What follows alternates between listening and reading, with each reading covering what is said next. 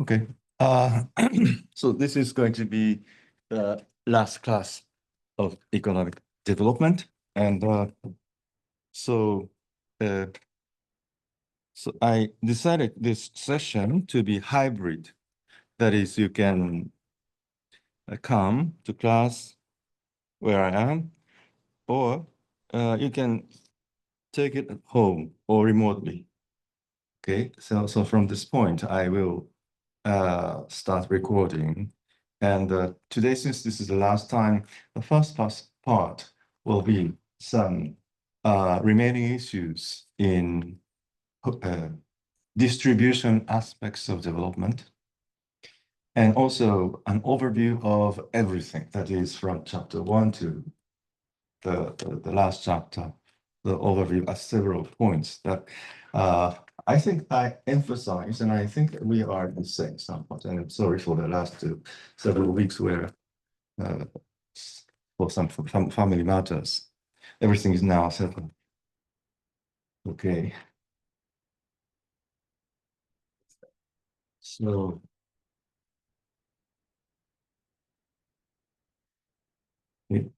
So attendance is taken from the Zoom. I will give you the attendance code in a few moments, starting like 9 o'clock and like 12.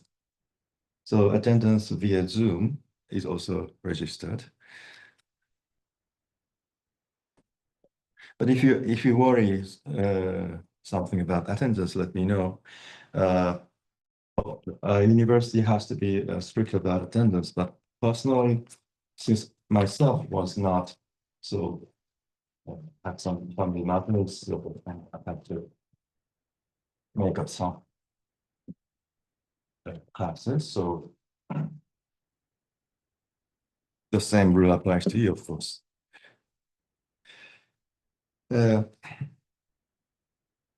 Okay, the first part. Let me get started.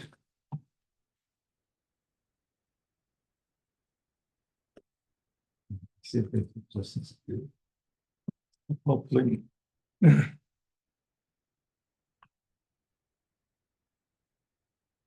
hopefully my voice is heard clearly.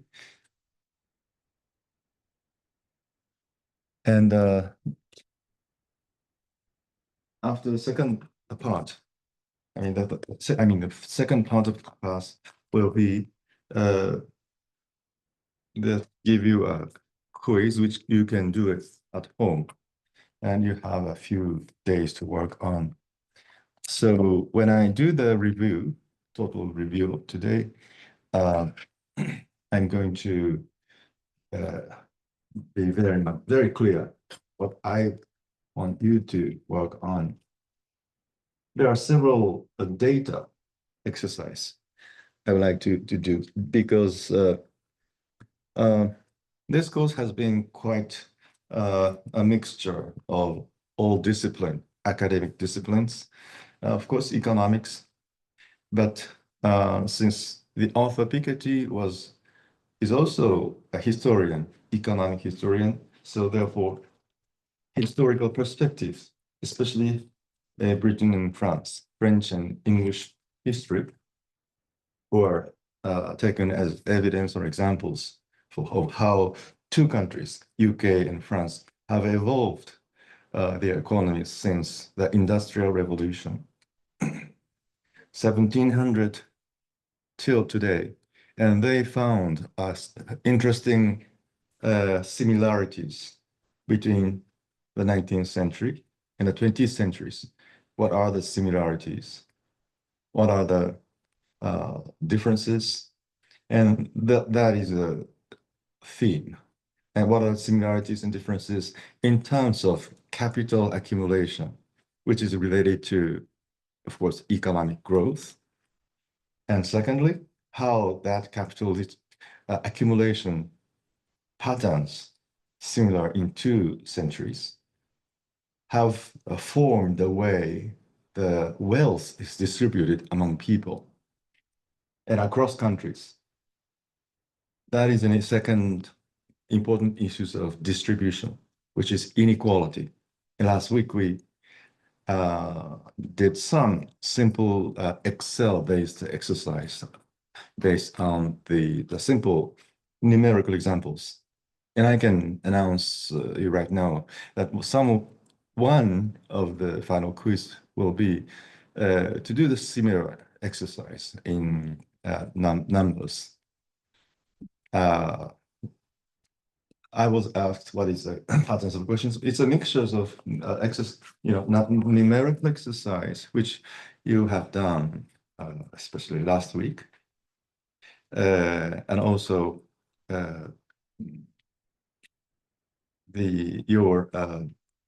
your really deep learnings, not really deep learning, the thorough readings of the book, Piketty, and especially not only the main argument, but also graphics. I would like you to understand, not only understand what he wants to say, how about how you interpret how Piketty says, especially graph, because evidence is the core of economics. Evidence. Argument is one, but evidence should be there to support the argument. And Piketty provides a lot of evidence, numerical, quantitative evidence. So I go over the graphics also as part of the review of all chapters, and also as one of the exercises that you would like to do. So how you can read the graph, how you interpret, and do you agree or disagree with what Piketty wants to say? Because as you have probably done one of the exercise, there are a lot of arguments and counter arguments against his thesis of so-called two fundamental laws of capitalism. What are the two fundamental laws of capitalism? Which is very simple. One is related to, and both are related to capital accumulation. We go over these two fundamental laws of capitalism, and apply those laws, rules, what he calls two laws, to the actual data using graphics. So that's going to be an overview and the way you'll be asked in the exam. Okay, so let me also get connected to another PC so that I can have a multiple screens to work to select multiple screens to do this thing together. Okay, and there will be Q&A sessions after this session, questions and answers session, because I'm often told students that my English is not so clear. Okay, because yes, I apologize for that inability for me to express clearly myself in English, which is not my mother tongue. And also, I already said France and UK, but we also talked about other countries like United States, Germany, Japan, because these 5 countries have been for a long time G5 countries. Together with G5, if you add Italy and Canada, that's G7. But currently, as you know, there's no more G7 because we are in the world of G2, US and China. And this book doesn't talk a lot about China, which is a little bit, I think, biggest missing part of the story, because the book ends at the end of 2010. But if you look at the data today, China is G2, and very soon will become G1 within probably 5 to 10 years. That's why major reason why the US is very much precious to if not stop suspended. Although that sort of trial will be futile in useless perhaps. Okay, anyway, but we don't talk about politics here. We talk about only economics. Okay. Right, let me see. Right. So that's a plan. And I try to be as punctual as possible to that plan. Although my effort is not always rewarded. So in that case, let me do some corrections. So the first thing first, housekeeping matters, which is I gave you as I told you, what's the okay, I have 3 screens, and so I give you a QR code for everyone, including those who are attending from Zoom or attend those lost. And I keep it like this.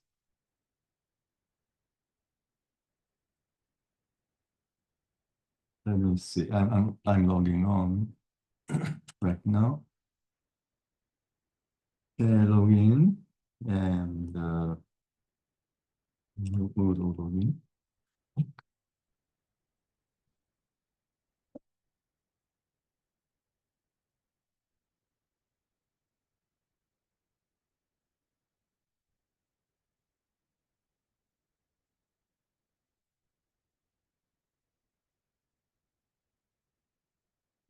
Login. I give you okay. I will look at the message later on. Let's see. The attendance code. Okay.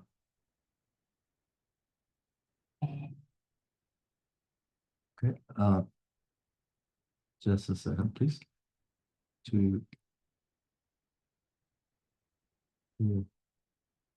This one, I'm going to share it through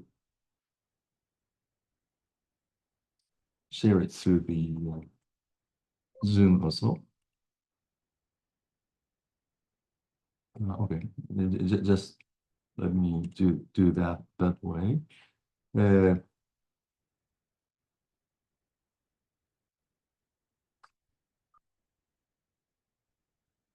Okay, let me try to open it from a couple.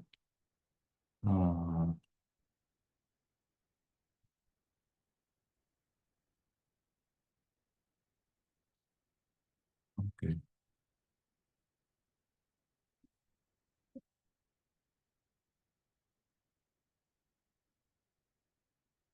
Maybe also,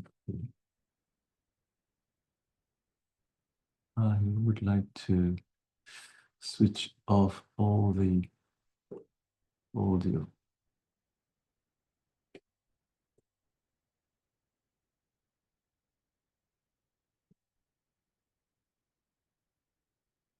Let me see. Without audio, okay. And curious. Okay, I need to share it. Where is my stuff? Where is my stuff?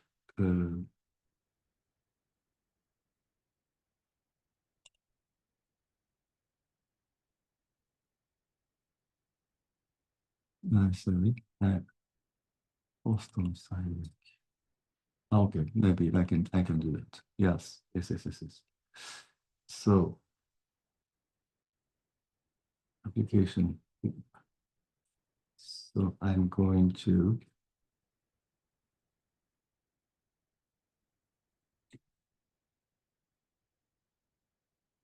share this.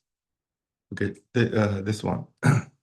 I keep it like this so that for a few moments. And at the same time, I will open another, let's see, so that later on I can open my my own computer to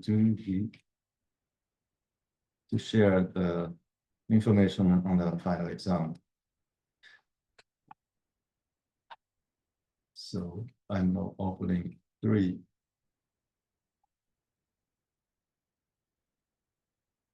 I never open Zoom in 3 places, but let me do that way.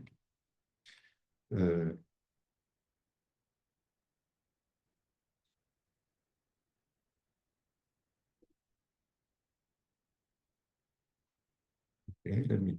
Okay, that's attendance. Okay.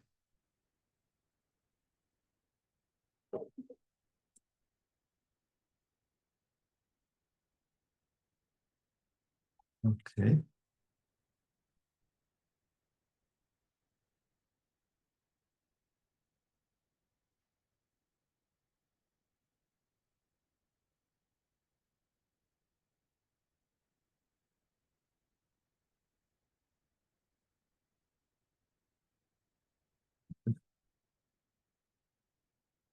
Okay.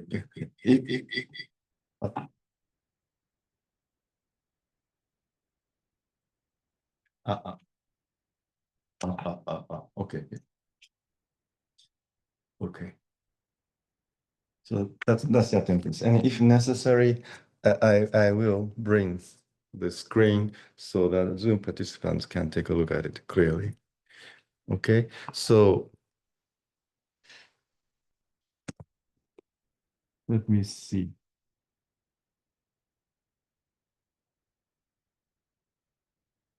And I want to make it like this.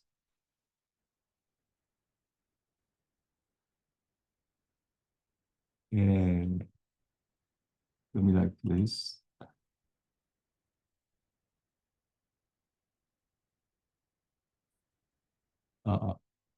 Okay, maybe later on. Why don't I?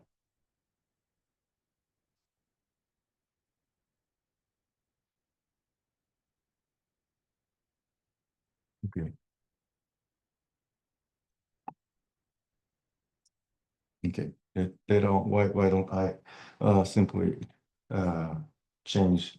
I now connect it from 3 places, and depending upon the necessity of where I have to connect to, I will switch the screen and I will do this. And if you cannot see it clearly, let me know through chat or whatever.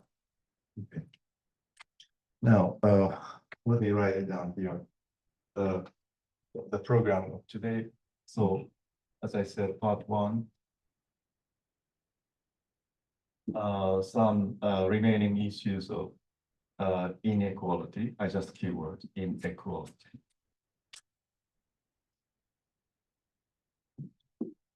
And secondly, overview of all issues of capital accumulation, which is a growth, which I'm talking about growth theory, and inequality, and capital, and then distribution matters. How to bake a pie, how to bake a slice it, and using graphics, some formula, fundamental laws, and 2 laws on capitalism.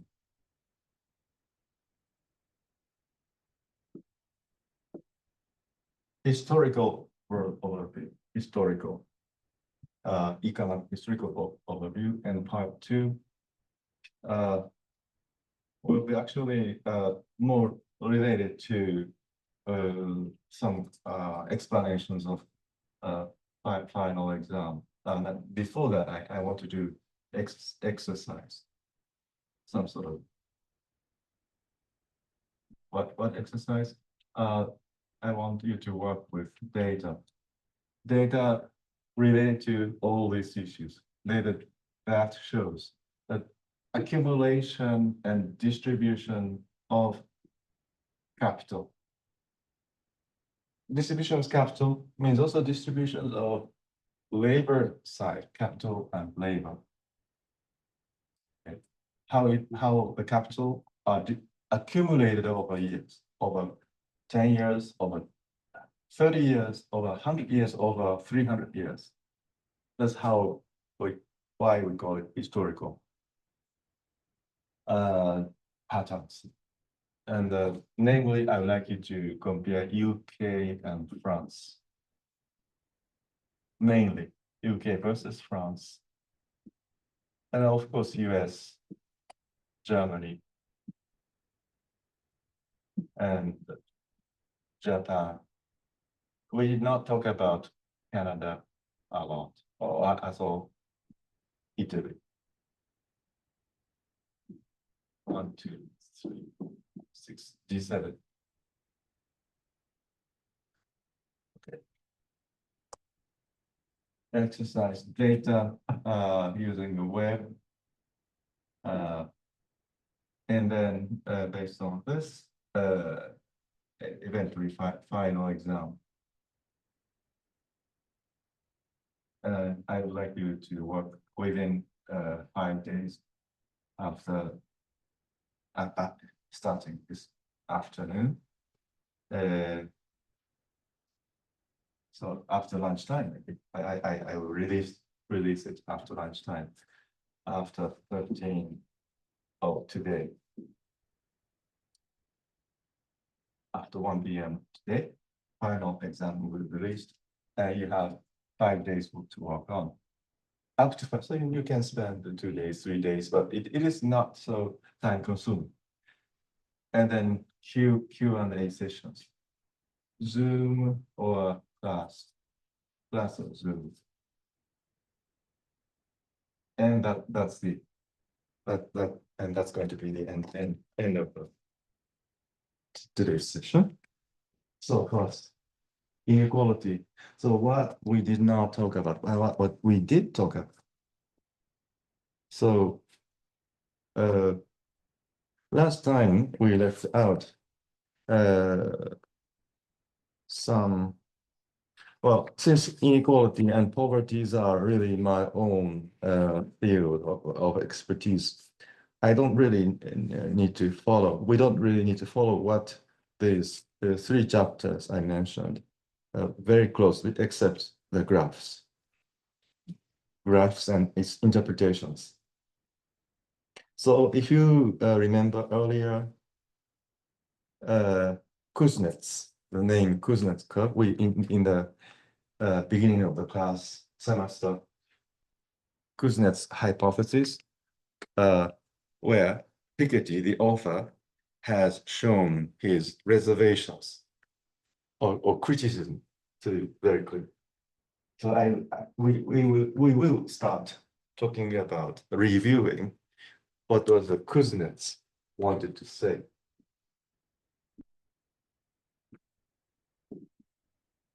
Kuznets, so-called inverted reverse, inverted U. U is an alphabet hypothesis. Earlier this semester, we start talking about Kuznets inverted U hypothesis.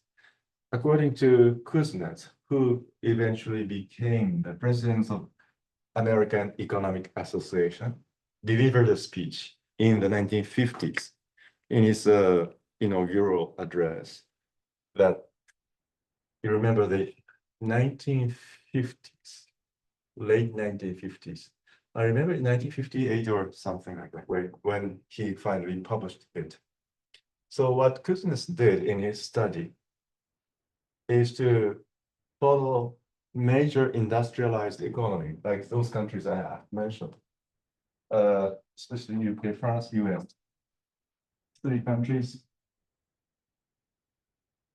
Industrial revolution started in UK, spread over other countries like France, US, and late 19th century, early to 20th century, spreading over to Germany and Japan and other countries. So the initiators is eventually evidently UK. UK is has the longest history in industrial revolution. So that's a historical. Why revolution? We don't really need to. Why not industrialization? Why revolution? Because revolution means it drastically, fundamentally, or structurally changes the way economic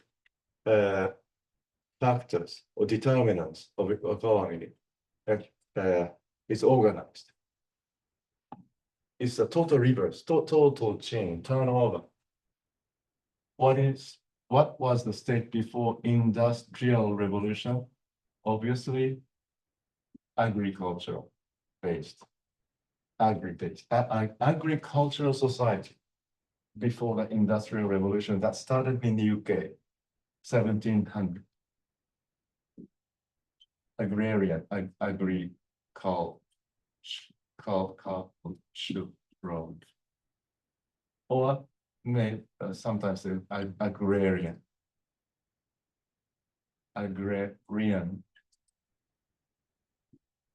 society.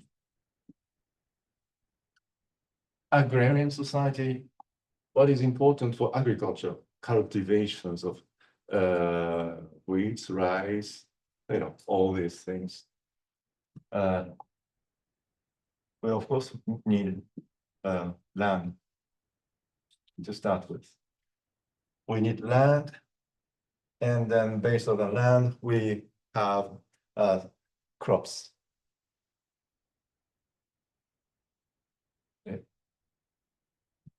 Such as I said, rice, wheat. In some societies, cassava in Africa, some staple foods. So what is the land? Land is a basis of production. And later on, human beings have invented that crops can grow more rapidly with something added on. In late good old days, we used cows, animals, comes to fertilize the land, but later on, cows becomes chemical fertilizer. But to produce fertilizer, such as chemical, whatever contains, need some sort of technology and the process of industrial sort of manufacturing. So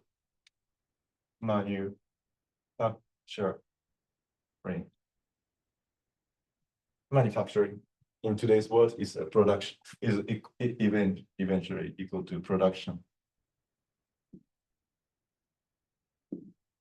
So agricultural society has also evolved over years.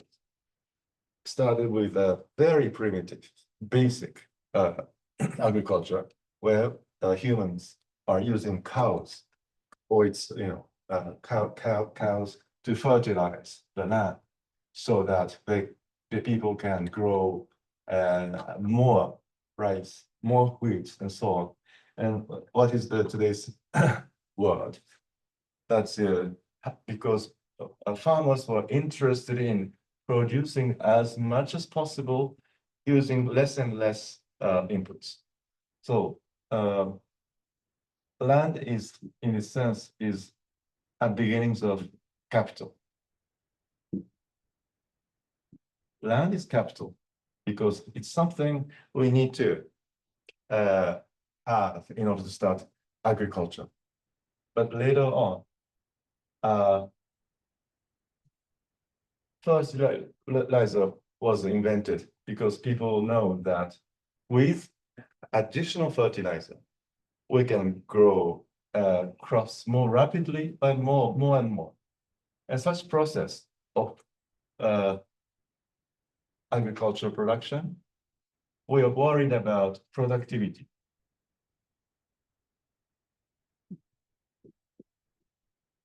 Per hour or per unit of inputs product, which is called marginal products. Margin, additional product. What does this means? All this means efficiency. What is the meaning of economics? Economics is coming from a Greek word that means economize, make it efficient as possible, minimize the cost for productions to maximize profit. So in order to do that, we need capital such as land. We need technology such as a new fertilizer. And later on, some sort of agricultural machines were invented to make it even more productive.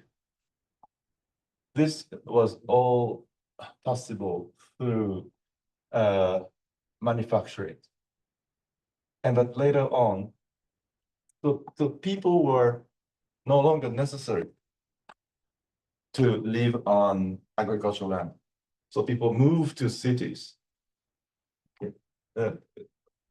So the past industrial revolution, people were working. People. And the case of the United States, slaves. All these slaves are, of course, people, but they are not treated like people. They are treated like slaves, like slaves as capital. It's not the same meaning as human capital as we know today. Because human capital is more considered as labor. Okay. So what I wanted to say is, before the Industrial Revolution that started in the UK, we needed land, we needed animals to fertilize agricultural land. So many people, and in some cases like the US, slaves are necessary because the land is vast. But when the Industrial Revolution started, when we know how to make it more efficient, these people are no longer necessary to live on the rural areas. They move to cities. But in the cities, the land is not as fertile as the rural places. So they were working on manufacturing the goods, such as, of course, starting with agricultural machines, but they also started with other sort of products, clothes, clothes, textile, and then eventually, in the 18th century or 19th century, machines, and also sort of people were transporting goods and services, so railways, and eventually in the 20th century, cars to transportation. So transportation became necessary to move people from the rural to cities, city to rural, not only people, but to sell their products coming from land to the city people, citizens, and citizens to bring back some machines. Railways were invented, starting with locomotive. steam engines, locomotive invented, eventually which became diesel. And then, of course, that became electric. This is an evolution of technology. Locomotive engine from diesel engine, electric engine, and car was invented and manufactured at massive scale, especially in the United States, started with Ford company in the early 20th century. And don't forget airways, airplane were invented to bring people across the Atlantic Ocean from the UK to US, US to UK, and so on and so forth. Plane was necessary, and other transportation machinery, things were invented, and all these things, and then you don't even go to long distances because now somebody has invented telephone, which is today's smartphone. All these became part of these goods. These goods has evolved over time with technological innovation.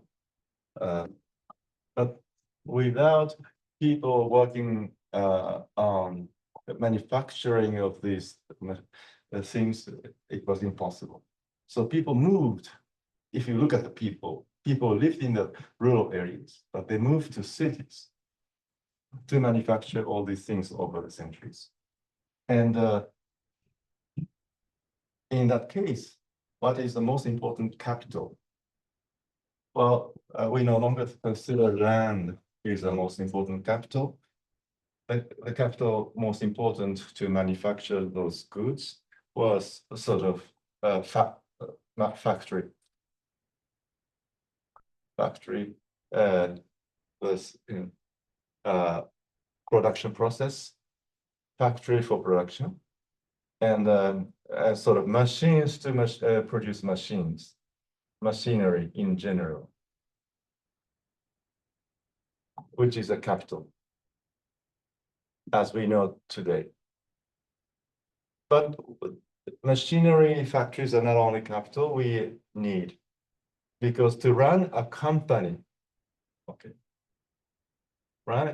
we need money, we need financing sources. What are the financing sources for the company? Of course, the owners can accumulate their own money to start a firm. But very often, the company is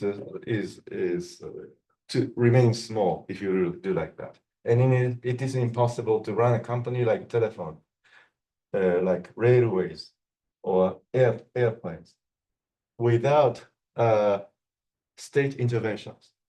So initially, at the early stages of Industrial Revolution, state were involved, provided a source of capital for those companies. For big companies, where startup cost was startup cost was huge. We often talk about startup business today, but that's true for the old days. When you start up railways, when you start up electricity generation, like dam, or dam is water-based electricity generation, and also a hydroelectric is a dam, and then a fossil fuel based. I mean coal, like coal mining. So you need to dig in the land to find out the coals, which became sources of running a generator to generate electricity. But such a investment needs a lot of money, a lot of finance. So state was the only state, because that collects taxpayers' money. So the most taxpayer money was collected by the state, providing the capital for startup business, like dam fossil fuel-based power generation, like coal mining, or running railways across UK, eventually across India, for instance, across Europe, to run airplane and telephone. Because in the past we don't have a smartphone. We need an actual line, electric steel line. You need 100 kilometers of lines necessary to connect people. So without state intervention, providing capital, which is actually money, finance. So state owned those companies initially to start a business. But 1980s, so it, but 1980s, 70s and 80s. There's another move of deregulation, which we call in the UK Thatcherism, and Reaganomics,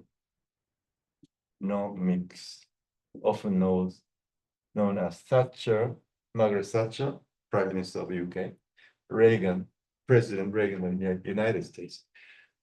They were the initiators of let's get out of state intervention for those companies, telephone, airplane, railways, or what have you, because many of them were still state-owned from the initial history of capital accumulation. That there are a lot of technologies invented. We don't need any more big startup costs. So why don't we give them back to people?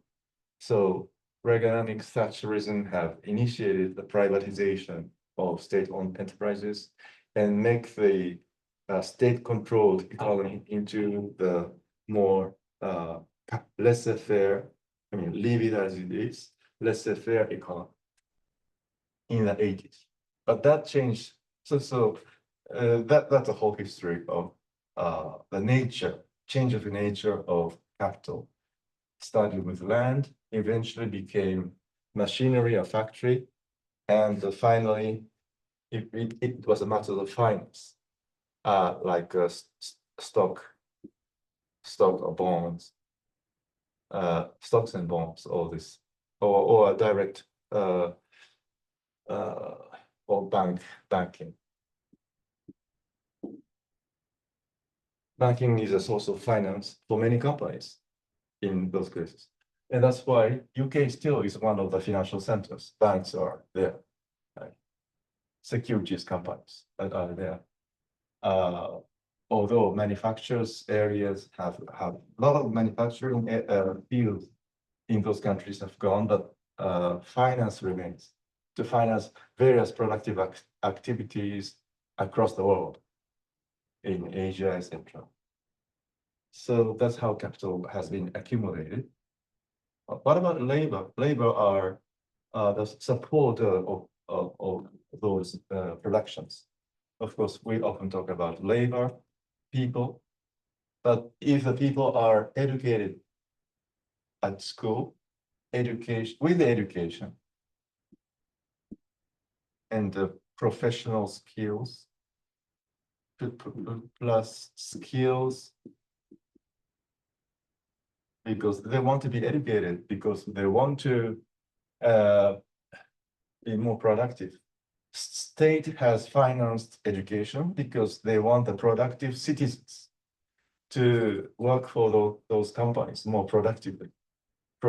Marginal product of labor, which is productivity of labor, become high, so that they can produce much productions efficiently.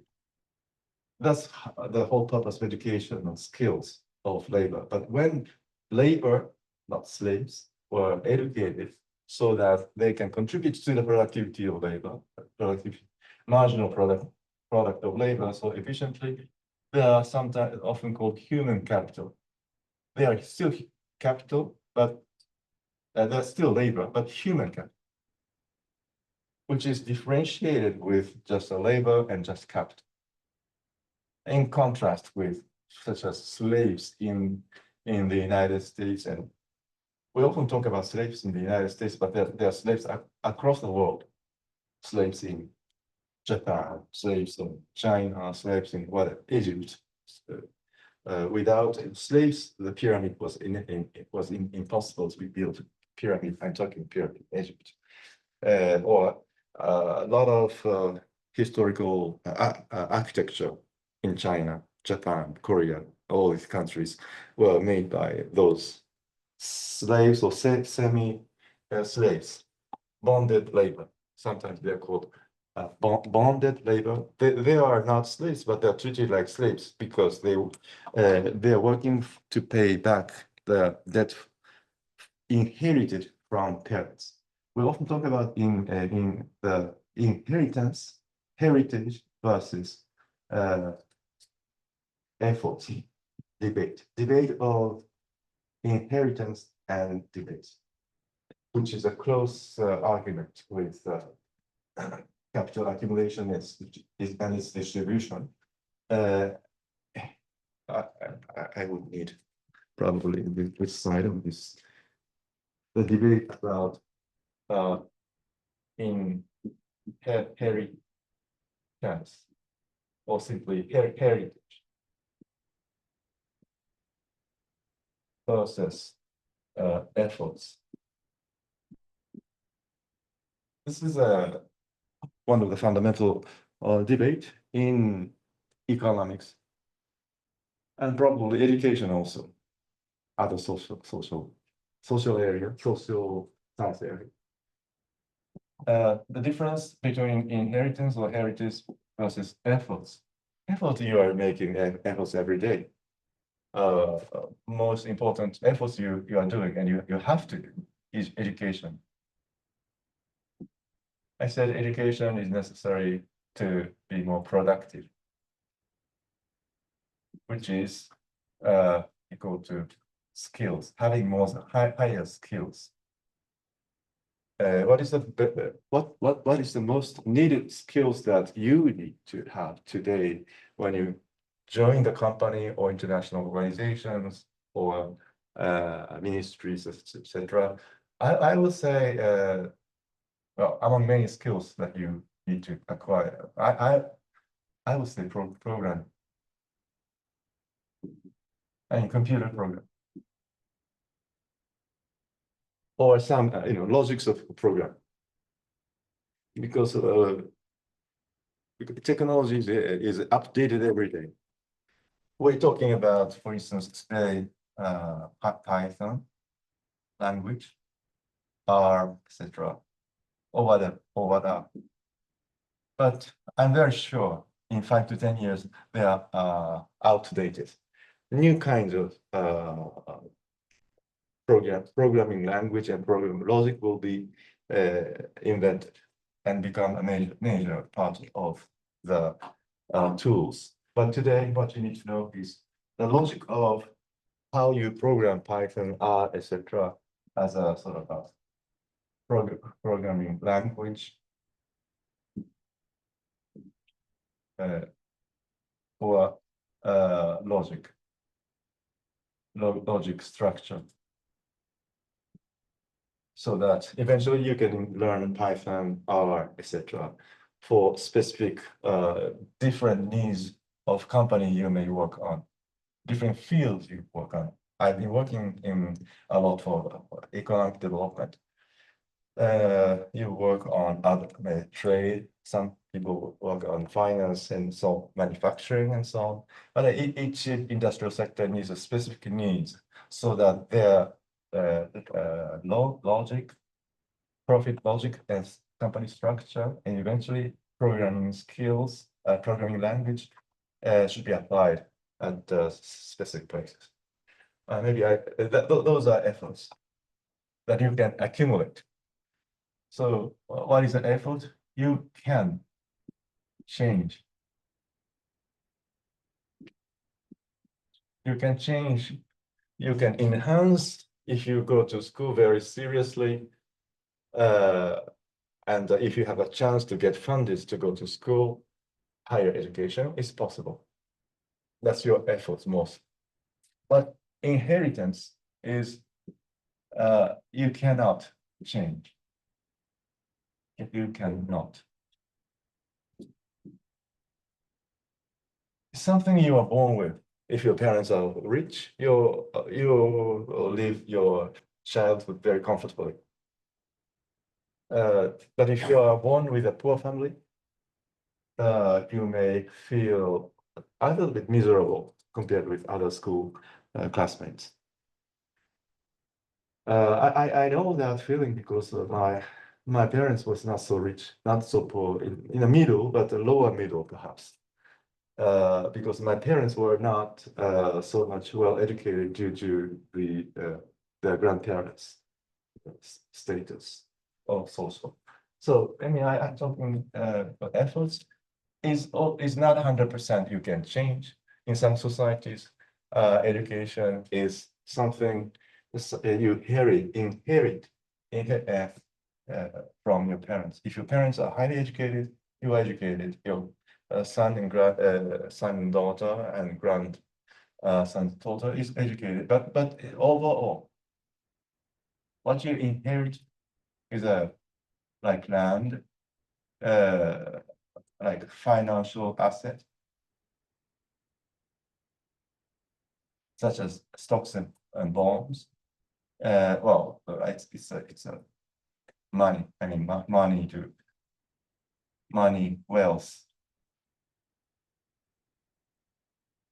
money, gold, etc. But this is what we call this is a capital. Capital is more inherited than you accumulate. Of course, you can accumulate, you invest, and you get a return, and then you produce it a lot. But if you look at the world wealth distribution today, capital such as land, especially which is true here in Japan, in Asian countries, not only Asia, some European countries like UK. We reviewed last week that like 40 or so % of land in the UK are still owned by royal family and noble class people. And which is no longer true in this country. But if you have a real estate in a parent's hands name, in a parents passed away, both gone, like that happened to me 2 weeks ago, then you suddenly become an owner. And then you have to pay, of course, taxes, but you get something you call asset suddenly from zero to something.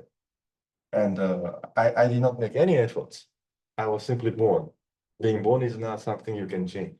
So that's inherited. You can inherit land, real estate, and as I said, my parents are not so rich, so financial asset is near zero. So, but other people are more lucky, so they are born with huge financial assets. Then they have they can live life more comfortably when they're young. The point is that according to Piketty and according to the observation we have, the return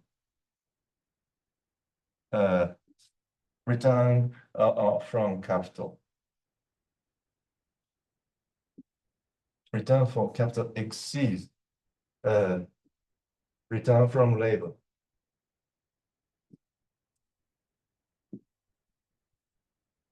Capital K L. So return from capital is greater than the return from labor today. Why? Many reasons. According to Piketty and according to our own observations.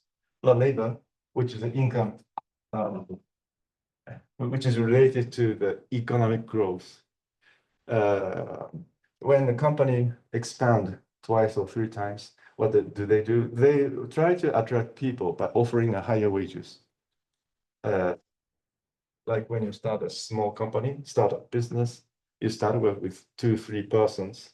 But if you are successful as an entrepreneur and you want to expand that business twice, 3 times, what you need to do, you have to not only expand your factory, but you have to hire people.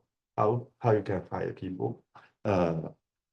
Offering a higher position, higher positions and higher wages. Otherwise, they go to other places.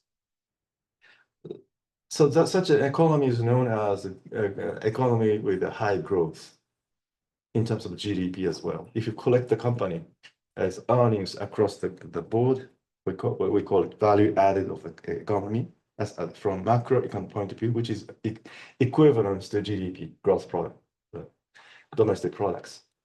When the GDP is growing fast, the labor income is also growing fast. Such was a case in many G7 countries in the past and today in Asia. Okay.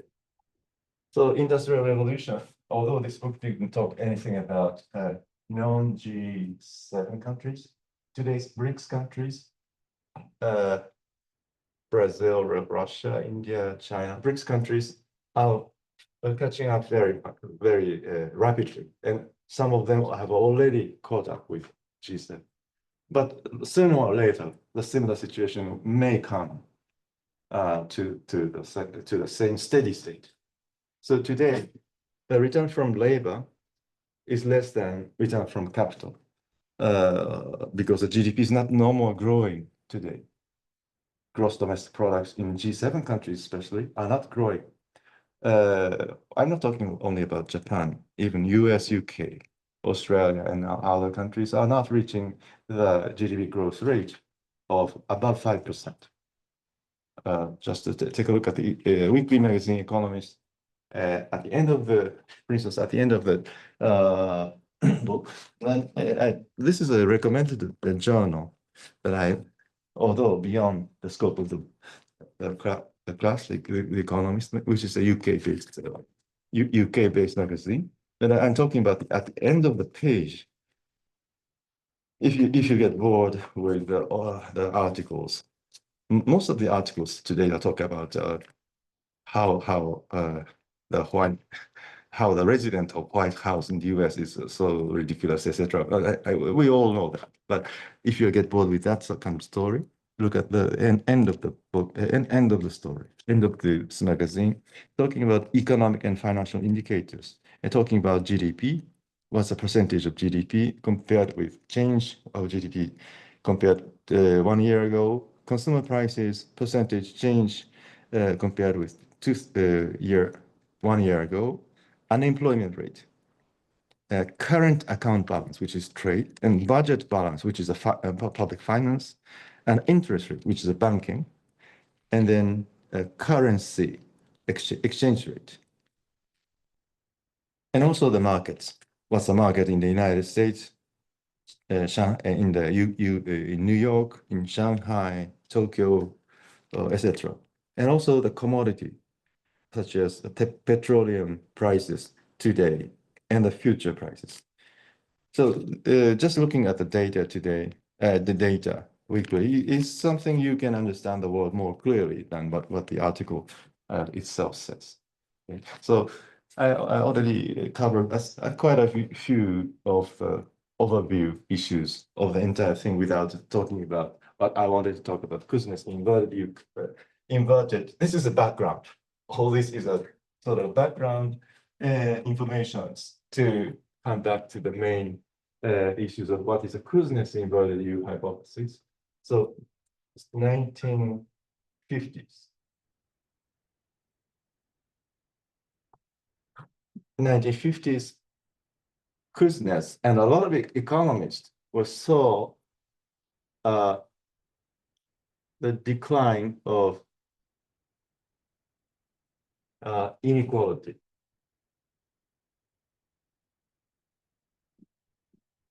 Decline of inequality, such as Gini coefficient. I would like you to remember what was the Gini coefficient. Gini coefficient is just write it down a little bit. Gini coefficient is the accumulated number of people in 100%, and the accumulated number of wealth such as income accumulated. So the total income of the economy is GDP. So what is the 45-degree line means a perfectly equal society. If everyone is earning $1 and 100 people are there, and that's perfectly equal. What is the accumulated number of people? What is accumulated number of income? You can draw a 45-degree line. That's perfectly equal society. But a lot of countries are unequal because you cannot draw 45-degree line. The first percentage, second percentage of people are earning much less than $1, maybe zero, maybe $1, etc., and up to the last end. And we look at this area as a gap between perfectly equal society and a less than perfectly equal society. And this is called Lorenz curve. And based on Lorenz curve, we established the formula of Gini coefficient. That is a percentage share or area of this red shaded area over the triangle of 45-degree line of perfect equality. That's a Gini coefficient basis of. And the Gini coefficient, if the gap of the red area is low, the Gini becomes low. We saw the Gini indicators of the United States, for example, were declining in the 1950s, means more equal. More equal society was looking were sort of being achieved. That was an impression. Why it is called inverted U? Because 19th century, 20th century earlier, we saw an increase of it. US started the Industrial Revolution later than the UK and France. Industrialization started, and the people in the city areas were getting wages, but the gap between the capital owners and the laborers was so huge. So this is a peak of inequality because capitalist, which is an owner of capital, were taking a large share of the wealth. So if the large share of the capital were owned by the capitalist, the Gini coefficient was reaching really max. Gini coefficient can become 0 or 1. 1 if the economy is totally, it's perfectly equal, that's 1. It's 0 if the 45-degree line is drawn. So when the capitalist was owner of the capital, most of the capital, at the peak of the industrialization, there was a huge gap between the owner of the capitalist, and the laborers. They were not paid enough. So at the turn of the century, 20th century, end of the 19th century, 20th century, a lot of laws were adopted. I mean, the labor unions were created. Labor union. I'm risking the deviating about labor union because they need a lot of efforts to be educated, have more skills, but they are getting underpaid. And they are not so happy. They cannot support their family so easily. And so they get together, one labor to the other, and then asked peacefully to the owner of capital, why don't you give me more of a share of what you have so that we can support our family, ourselves. So if you say this to the owner of the capital individually, maybe they don't listen to you. You are just one of them. You'll be fired. I replace you with another person. So that's not very good from the labor point of view. So they got together, assembly, and then formed a union about all the workers in the factory or workers in the industry, and then asked collectively rather than individually what they want to achieve. Give us higher wages, more time to rest. We work too hard, more than 45 hours per week.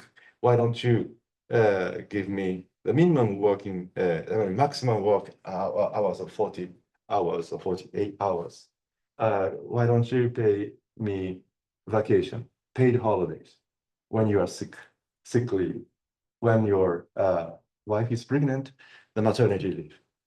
All these were possible through the collective efforts by the demand of the labor union. So at the end of the 19th or early 20th centuries, gradually, a lot of labor laws, labor rights were drafted and then expanded. You know, labor laws, more equality. If you are women, you still want to have career to be more successful as a society. So women were given rights to votes and also rights to work, of course, as equal as men. Before it was not as equal. There were the separations of the gender, but many women want to work also equally. So labor laws were drafted and spread across the countries, like US, UK. UK is to start with. The Labour Party was made. Labour Party in the UK was meant to be seek the interest for the labor union in particular in those periods. So laws were drafted in UK and eventually other European countries, so that the share of the wealth is more equally distributed across people. So in accordance with those things, and also in the United States, in the case of the United States, around the 1940s, 50s, massive public investment were conducted through the federal states. So in order to construct dam, in order to construct big, for example, it is maybe just part of the story if you don't talk about the military, although the book didn't talk anything about military, which means war, or to prevent wars or to do the war. Military industry was clearly played an important role in promoting those industries. Military or war. So that's why the book talks a lot about the wars. Were behind the walls, there were military industry, military airplane, military ships, the military whatever, the rockets, military telecommunications, which becomes internet today, military whatever, satellite, military whatever. So military played an important role to do the war or prevent them. Okay. So that's why we talk about World War I, II. World War I and II were the two events that tested the military technology, such as airplanes or the rockets, or at the end of the Second World War, the nuclear technology, nuclear as a Oppenheimer's inventory laboratory. So Hiroshima and Nagasaki were the two experimental lab. Although as a Japanese person, it's very, I hate to say that, but it's true from history. In Hiroshima and Nagasaki were two historical laboratory to test the nuclear technology. At the end of nuclear technology was the technology that was contested, that was competed with Germany, US, and some other parts, and even Japanese military authorities were sort of collaborating with Germany to do the nuclear technology. So, but US became, or the US hired German origin technician, engineer, scientist to be the first. But eventually, that nuclear technology has spread to other countries, and as you get started. But that's not the point. The two wars have promoted the military industry, and that enhanced the technology of all these areas. But having said that, the people are not so stupid. People are educated. If you're educated at college, you know what the human rights is, what the people's rights should be given. What is equality means? What is the how efforts should be rewarded? So did they demand that the efforts should be rewarded more than before? So if the efforts are rewarded, the return from labor should be enhanced. If you go to this school, then that school, you'll be expected to get a higher salary or higher income. So because of those things. So labor laws were drafted, and the equality as a consequence, and also retirement. After retirement, this law also applies. When you retire at the age of 60 or 65, your life is not ended. You have next to 10 or so years to survive. Although today is in many countries in Asia, especially, the longevity of life is more than 80 years old. So if you get retired at the age of 65 or 70, you still have 15 to 20 years to survive. Without the state intervention, the welfare system, welfare,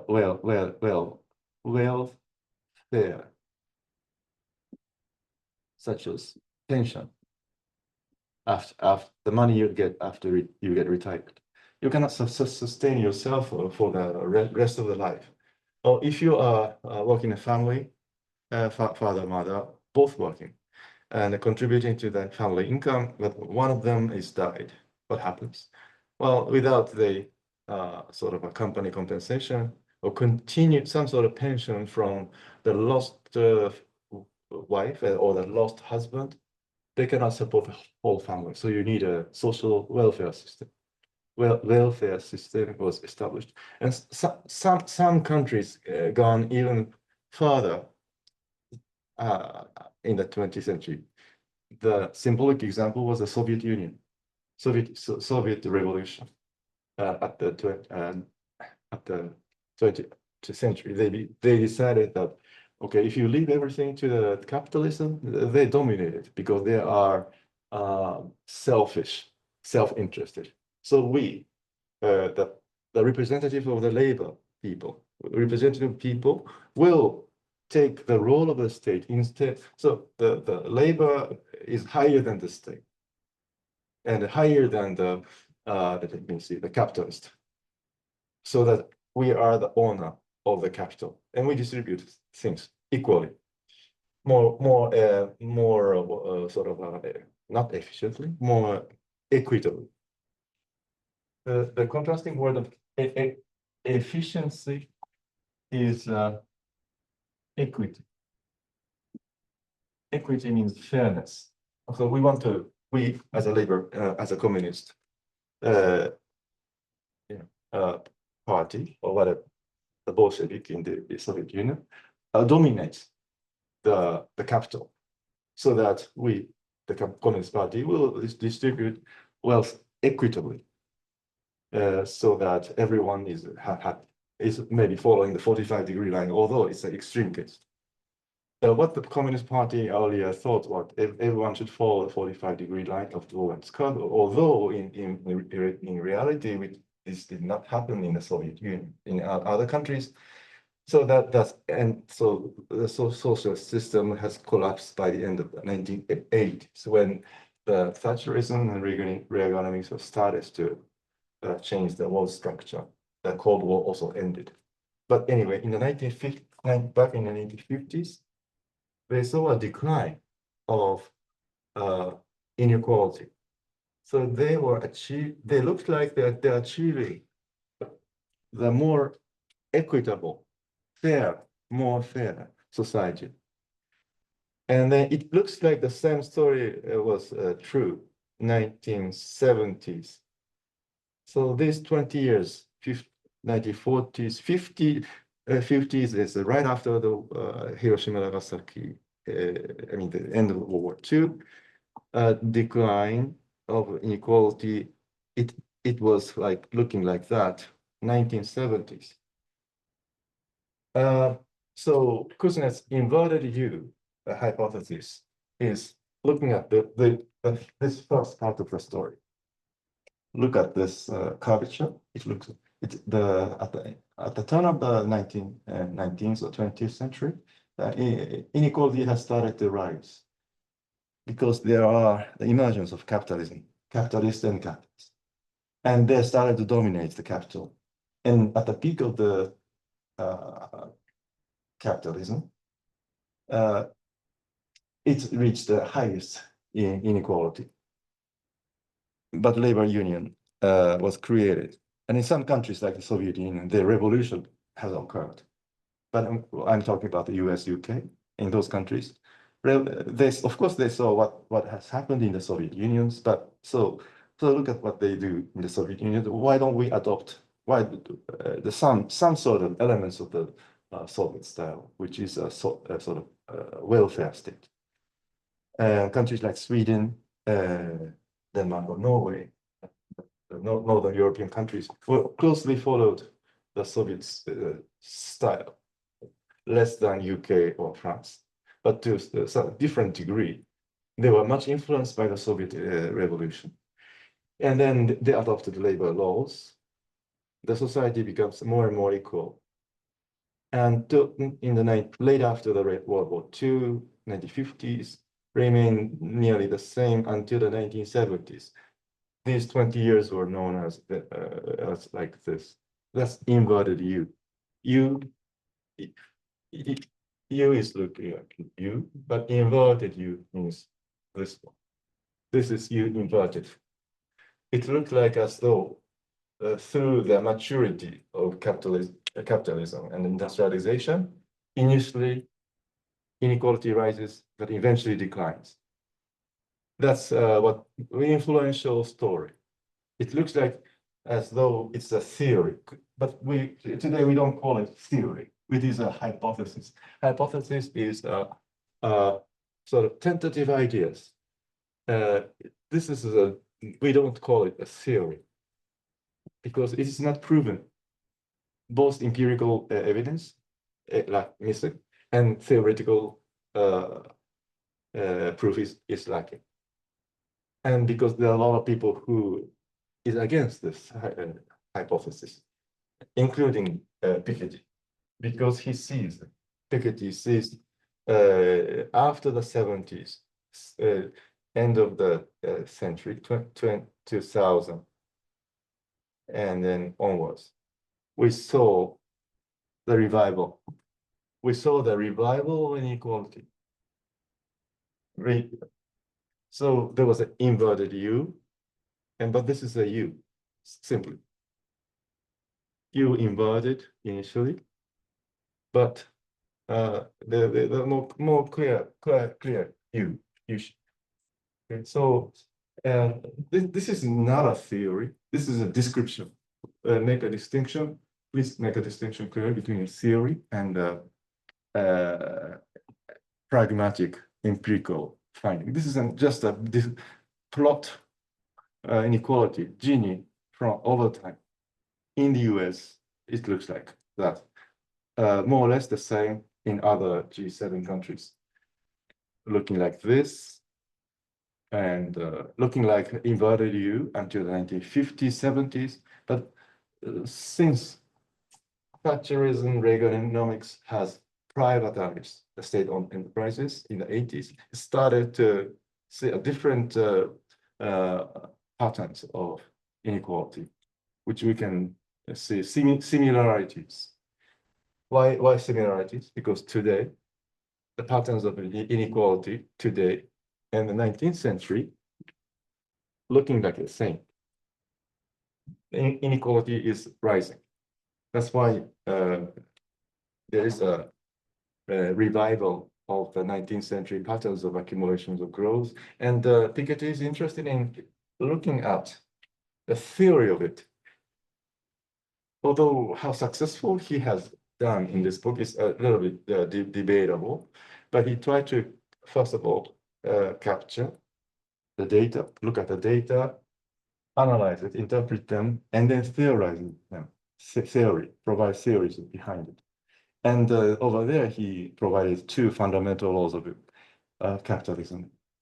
But this picture of Kuznets inverted U hypothesis promoted in the 1950s is no longer a major sort of nobody really accept as it is. So somebody are still, some economists are still supporting it, but it's not. There's no consensus. There's no 100%. You cannot call it theory. Okay, so let me change my laces are done. That's a sort of overview of the Kuznets inverted U. Starting with inequality, capital accumulation, distribution of capital labor, and then graphs and formula, and two fundamental laws of capitalism. Okay, I did not talk about two fundamental laws of capitalism, but which I will talk about shortly after this.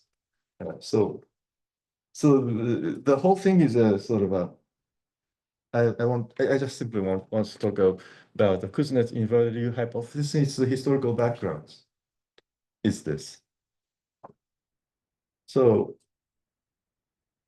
that's what we started with. Okay, the purpose of my doing is to overview of the whole book, whole stories that we have done. So you don't have to worry about those citations from literature, French literature.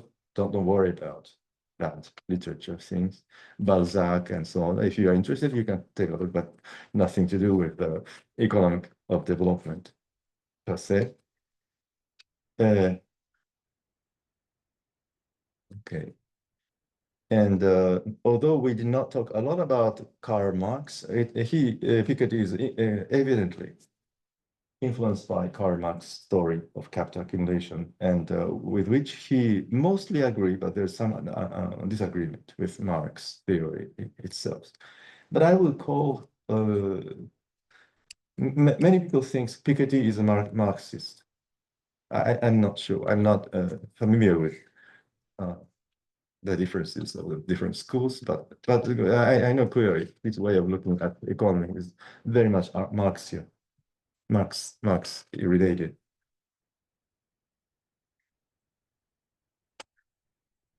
So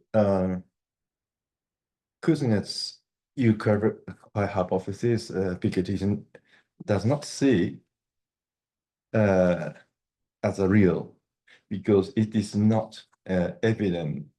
There's no evidence, and there's no theory. And then Grass formula. Okay, I think I would like to review all the chapters by reviewing the graphics, all graphics that we have seen so far. So next few moments until the break, we will look at the all graphics of the book, and then interpret them one by one and select which one is very important to keep. And some are redundant. I mean, the same kind of graph are repeatedly presented. There's a lot of repetitions, I think, about this book, but if you feel that way, you are reading this very clearly, correctly. But also, it shows the importance of that. That the point is repeated everywhere. let me see. What I'd like to do is to go over all the graphics through. Okay.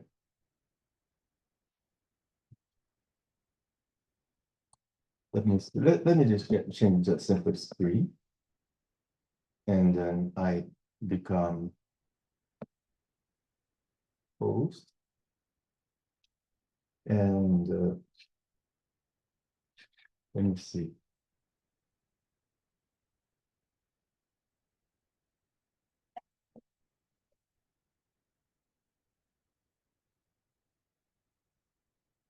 I would like to share I want to share, for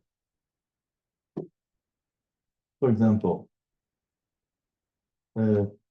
if you Google Piketty, and you can find a website of the book, and then in the website of the book, there are those figures as listed.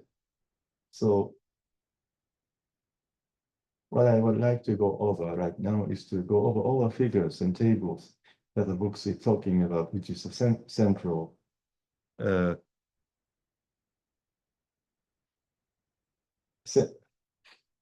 the extent that's central to this. Okay. This is a figure. Well, I start with a figure from the early figures and not the next figures.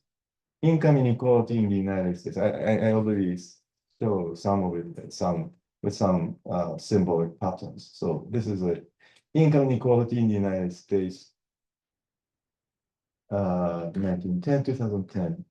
And then share of top decile in national income. This is different from Gini, but a similar case. The top decile of US income from 45, 50 till 35 in the 1950s. This is a fall documented by Kuznets. It then rose from less than 35% in 1970 to 45 to 50 in 2000, 2010s. So it's not exactly a Gini, but it's very much similar to that. So after the break, I will go over to the actual data source I would like you to look at.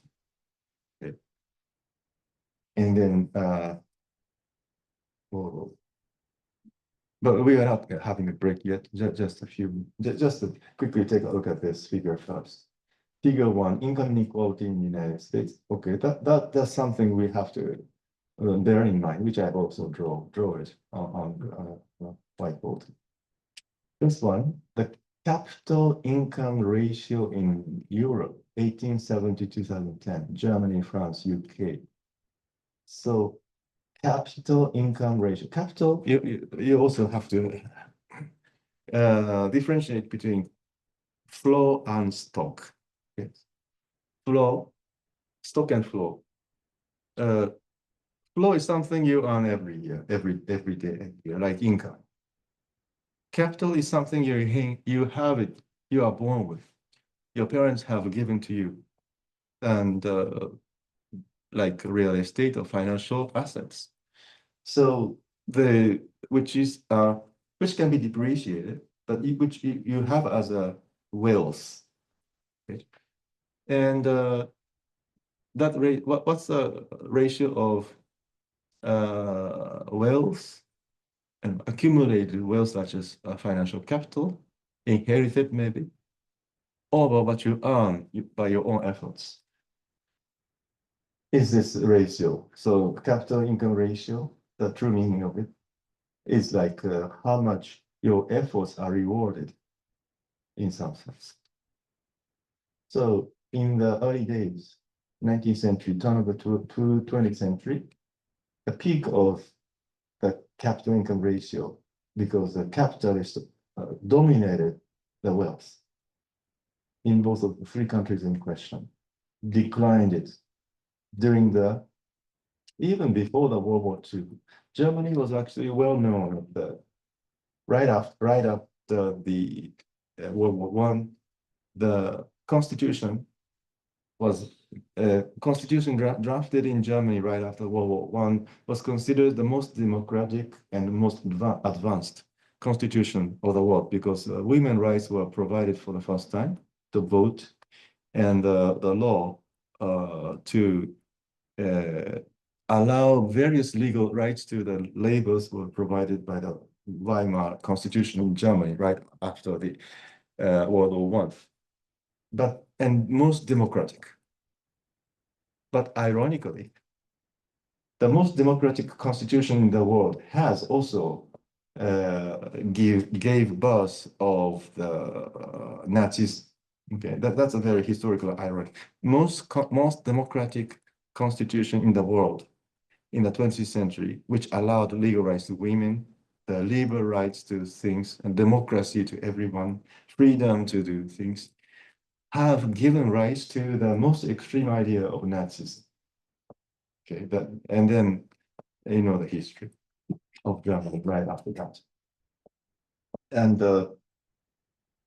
but anyway, the Germany was one of the most advanced economy during that time to achieve a uh, higher so equality or lower capital income ratio among the three countries. After all, Nazism, if not, I don't speak German. Nazism represents some sort of national socialism. That's ironical. It's nothing more than dictatorship, but they call themselves a National Socialist Party, which is Nazis party. But anyway, uh, but after the 1970s, so the return of more inequality, measures in terms of national, the capital of income. What about another one? Okay, this is the same story, but looking from just a table. Percentage of top decile in the United States, and the capital income ratio in Europe, 2000, around that period. So let me take a break, and then while I am taking a break, I give you back, I give you another 10 minutes for register the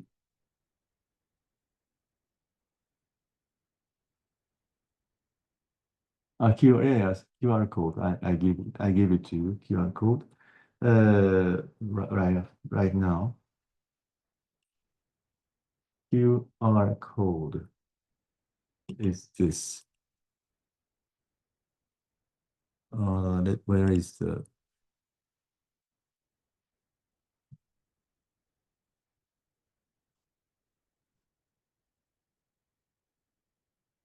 I would like to share QR code. So hopefully I'm sharing a QR code, and then you can you can register as attendance today, and we take a break for 10 minutes. I need to go to the bathroom, and after the 10 minutes break, I will restart reviewing the graph and in order to review the book. And then follow the patterns of the program I have initially announced in the whiteboard. Okay, just let's come back in 10 minutes.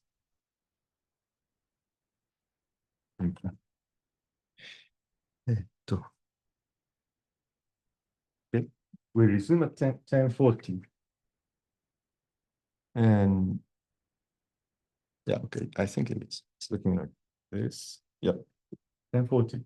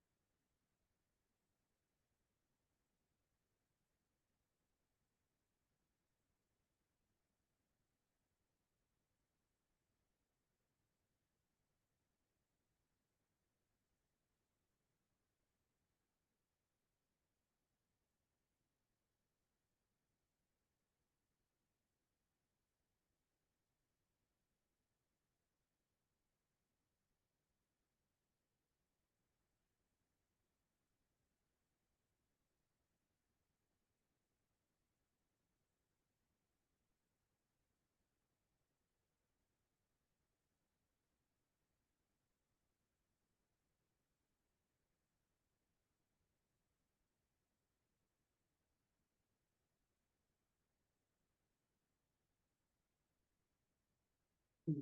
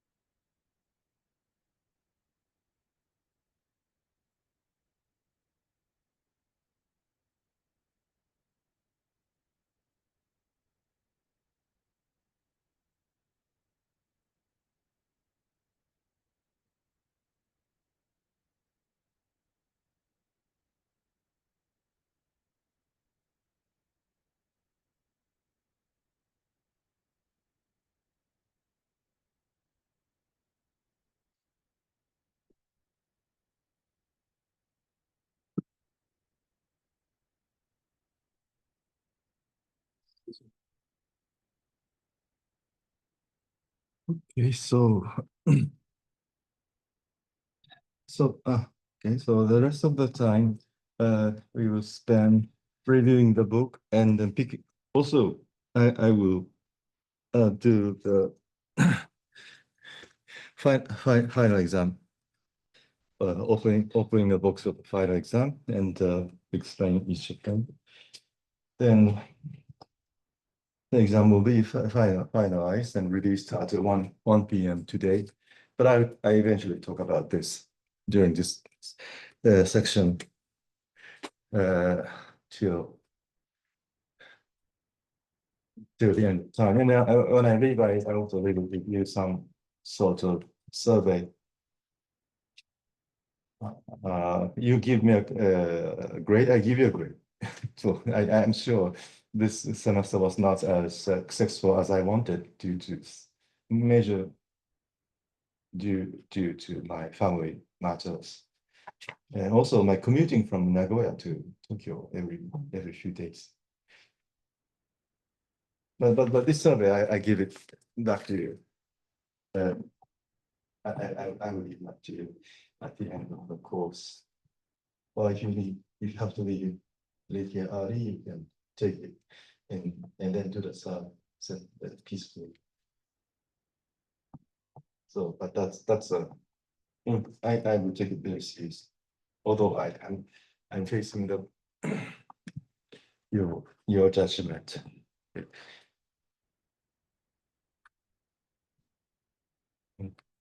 Okay. Anyway, okay, let's go back to the business as usual. Okay. So the QR code is this. In an hour or so, I will actually do the give you the QR code and also do the attendance manually for those missing QR code right now. So scan a QR code if you have not done so. Before I move back to the review of everything. So, and then Q&A sessions will follow. Q&A session follow right after this. So,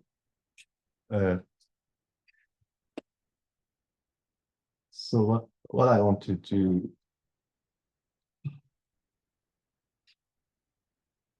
I will, and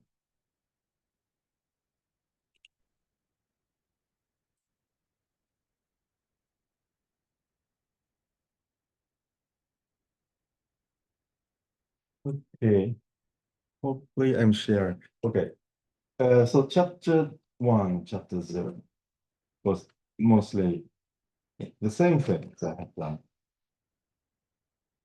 Evolution of inequality in terms of this side, share of total population, which is like a Gini coefficient. In the US, also in most other countries in Europe follow the patterns, similar patterns. So this is figure 1.1. The distribution in chapter 1, following the introduction. Income and output. National income, GDP, which is like macroeconomic. So GDP, national wealth, national capital, domestic capital, plus net foreign capital. And chapter 1 is also important because it introduces the first fundamental law of capitalism, which is alpha is equal to R times beta. Okay, I will write down on the board. Hopefully, I'm also sharing that part in addition to the sharing of the screen. Hopefully, I'm sharing the whiteboard. So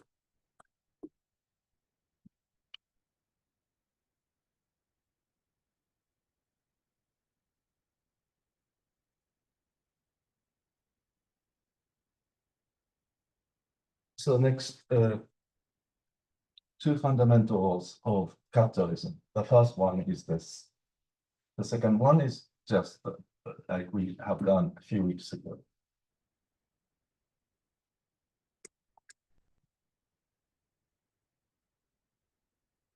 We might come back to those issues of the capital accumulation and so on as we go along, because this one is just meant to be a background.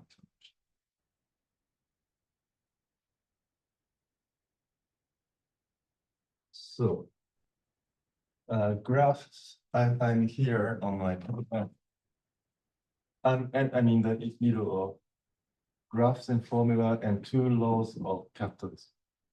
And after that, I move on to the exercise using the data on the website And then we'll talk about the final exam.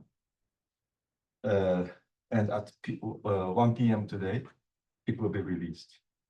And this course is followed by Q&A session and sort of so-called evaluation survey. An evaluation survey you can do it at home very quietly or during your lunchtime.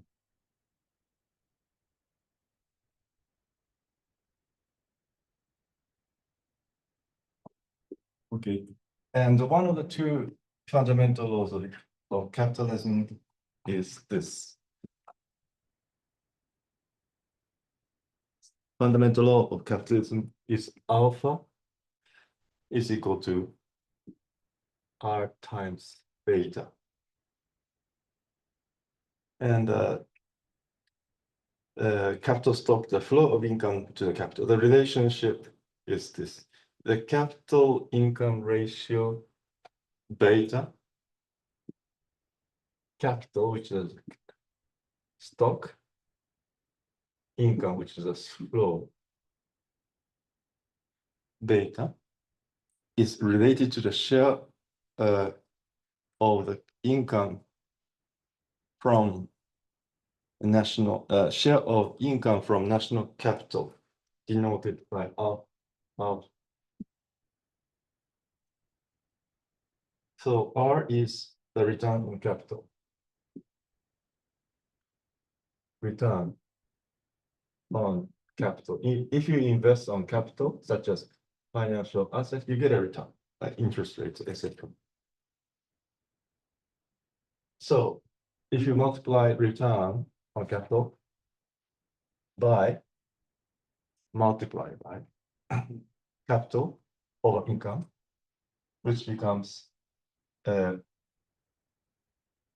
share, which becomes what's the simple calculations is the share of income from capital. Share of income from capital. What's share of national income?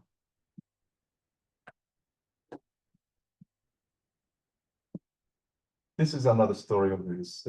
Share of income from capital over national income is equal to just return on capital, how much the capital can earn, times the capital over income. This income is the same as national income, known as GNP or GDP. GDP or GNP. So capital over GNP, GDP, share times return on capital is simply share of income from capital over national income. It's a first fundamental law. And we did some simple numerical exercise using if beta is 600, alpha is 5%, then our alpha, which is R times beta, is 30%. This is too simple. So the formula alpha is equal to R plus beta, I'll multiply by beta, is not only calculations, but also to analyze the importance of capital, which is inherited capital mostly, over the entire national income. So which is we all use it over and over again as a sort of source of inequality. There's a source, cause and effects. Source is a capital accumulation. Effect is capital distribution. This is a formula that Piketty tried to convey, and across countries and over history. And this one, figure 1.1 of chapter 1, is the distribution of world output over 300 years. And although it says 1, 2, 3, 4, 5, 6, 7, 8, but in the book, it starts from the 17th century till 2012. So Industrial Revolution and early early 20th century. So you see, at the beginning of the Industrial Revolution, Asia was dominant also. The book doesn't talk a lot about that fact, but it's fact. So before the Industrial Revolution, where agriculture played the most important role, Asia was dominating the capital because Asia was vast and fertile, and productivity of land was very huge in Asia. Not only Southeast Asia, South Asia, East Asia, etc. Land was the source of capital. That's why Asia dominated the capital before the Industrial Revolution. After the Industrial Revolution, Europe and eventually America, US, Canada has catch up with Europe, and land is no longer a source of capital, but machinery, financial capital became more major source. But towards the 21st century, similar trends in the pre-industrialization era, which is that the share of America, Europe declines and Asia expands, not because of land, but because of industrialization in Asia. And industrialization is closely related to how many people can contribute to the production, which is the labor. How many people live in the distribution of world population over the 300 years. Asia was always big in population and it was also. But during the course of the Industrial Revolution, some changes happened, but not major change. So if you look over the century, compare this graph with other kinds of graph you see. The percentage of Asian population remains always dominant. America, Europe declines. This also corresponds with a low growth rate of GDP in America and Europe towards recently, and a high growth rate of Asia recently. So population plays a very important role because it's a source of labor. And this graph, global inequality. So in terms of what? Per capita GDP, percentage of world average. So world average is 100%. If you flatter, if you draw 45-degree line across the countries in the Lorentz curve, how far it is from that 45-degree line in Europe, America combined, Asia, Africa combined, global North and global South issues. And the global South has been always below the 45-degree line of 100% of average towards 1950s, 70s, and then, but from the 1990s till now, it has the change has happened. The gap between Europe, America combined has been slightly narrowed. The gap between those North and the South, global South, has narrowed down slightly. This is a per capita. Why there's still a gap? Because there's a huge population. Per capita means you divide the wealth divided by the number of people. In Asia and Africa, it's still large. But nevertheless, it is narrowing. And figure 1.4, exchange rate and purchasing power parity, euro dollar. Exchange rate euro dollar, as you see in the market. The purchasing power parity euro dollar.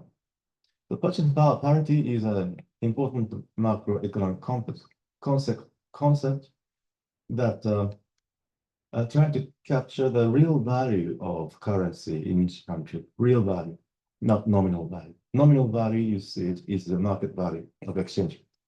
Like the current one. Today, $1 is whatever, 148 yen to a dollar. That's a market exchange rate.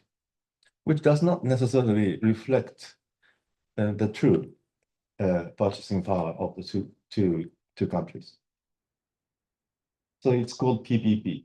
Purchasing power parity means if you purchase the same value of the things like Big Mac, sometimes it is called Big Mac index of exchange rate. If you buy a Big Mac here, it may cost, I really don't know. When it was first sold in the 1970s, somebody told me it was 100 yen per Big Mac. The same Big Mac, if you purchase it in the United States, $1, for instance. I don't know if it's true. If $1 Big Mac is sold in New York and 100 yen in Tokyo, because we are talking about the same Big Mac, the purchasing power parity exchange rate is $1 must be 100 yen. That's because same products are compared, and the same products have the same value. If you believe in that idea, $1 has to be 100 yen. But although we have more than Big Mac in a society, we have teriyaki, or we have rice and etc. You have to average out all the products you have in society. So if you only compare Big Mac, it's very simple, but you are thousands or millions of other products, so you have to have other considerations on average. But other considerations includes not only the averaging out of all the values of the products, but also the market investors' point of view for speculation, speculative investment for exchange rate itself, which is a sort of price effects. So $1 may be more than 100 yen, maybe 120 yen to a dollar, or even below 70 yen to a dollar, because people financial investors believe in getting some returns from investing in the exchange rate itself. And eventually it will float going up and down. So that's a price effect. And that's closely related to the price effects of the bubble economy in Japan and in some other countries. But eventually we will come back and review that issue. But exchange rate itself was not the major issue of this one, but exchange rate and purchasing power parity, euro, yuan. Okay, this is where China is involved. The PPP or euro yuan has been rising. Whereas the market rate of euro yuan, Chinese currency, is fluctuating like this. It doesn't go to the same direction due to the price effect, investor speculations, and so on. And distributions of world GDP. This is the backup information for the previous graph. This is the distribution of world output. World output.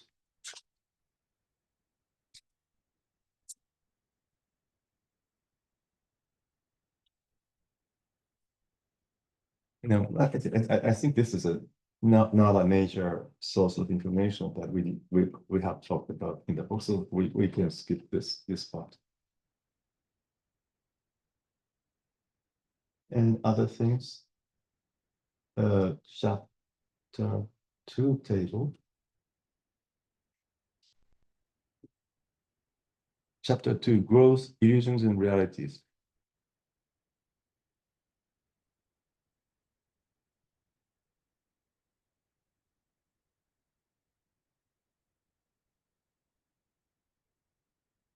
Figure 2.1.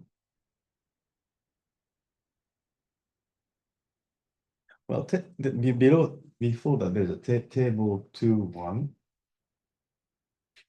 Table 2.1 talks about the law of cumulative growth. World growth since the Industrial Revolution. This is 2.2. The world growth 2.1 is world growth since the Industrial Revolution. Annual annual average growth rate over the past 310 years was 1.6%.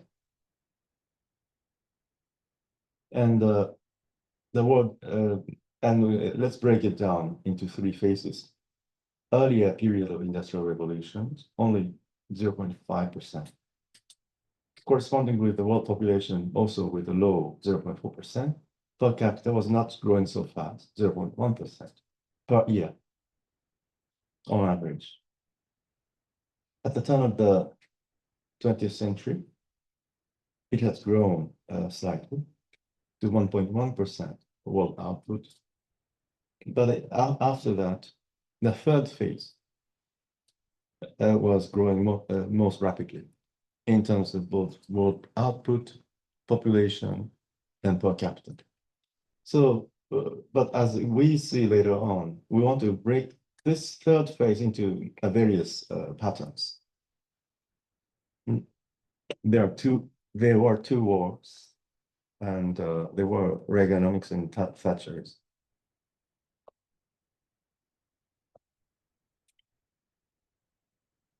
And this one, 2.2, the law of cumulative growth was, well, we did some sort of calculations.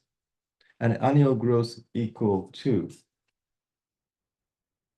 0.1% is equivalent to a generational growth in 30 years. It's because it is compound calculation. But this is just a simple calculation. So the point is that don't consider 0.1% is too low, because if you continue an annual growth of 1.3%, eventually it becomes in 30 years 33%. So therefore, if a country is growing like 2.5% per year, it is equivalent in 30 years of 110% or double the income. So, but still, it is a simple calculation. And as we said, labor is a major constituent of production process. So the population matters, and its growth matters. And if you remember the law of compound calculations, meaning don't consider 0.1% not seriously, take it seriously, because it will becomes like 3% in 30 years, etc. So the world population, this looks like a little repetitive, but the 20th century, early 21st century has shown highest growth of world population, especially in Asia, Africa. In terms of Europe, America, it was not growing so fast that the hike, the peak of the world growth is different across regions. And projections, we don't see any more growth, but actually a decline, like in this society. Decline in Europe, not decline in America itself, because there are a lot of immigrations. Africa still growing. Asia currently very slightly growing, but eventually declines, following the patterns of Europe.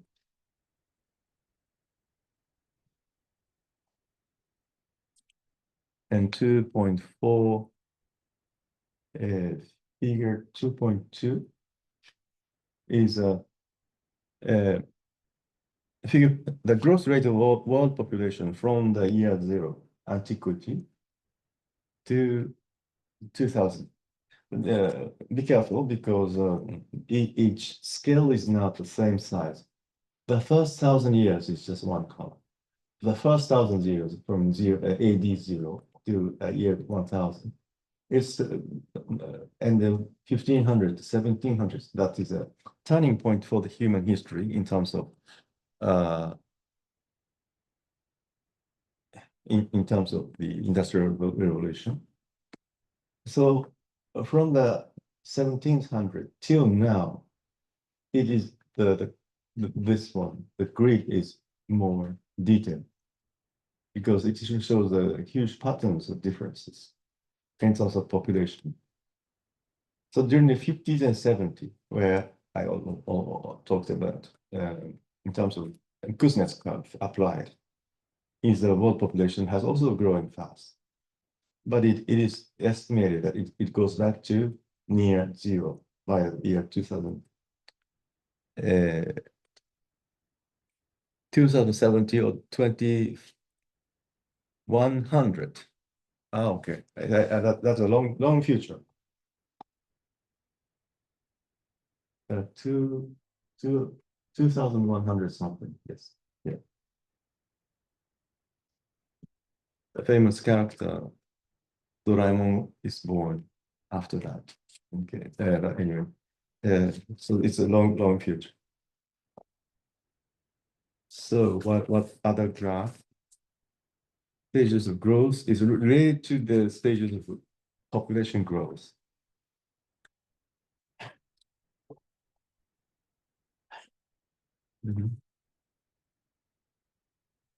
Employment table 2.4, employment by sector in France and US, 1800 to 200.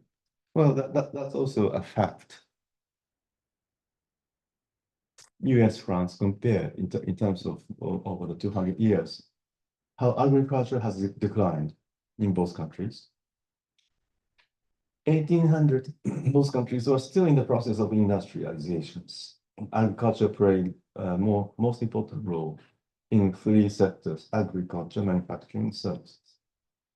Declined hugely because agriculture needed no more than people, no more people. Manufacture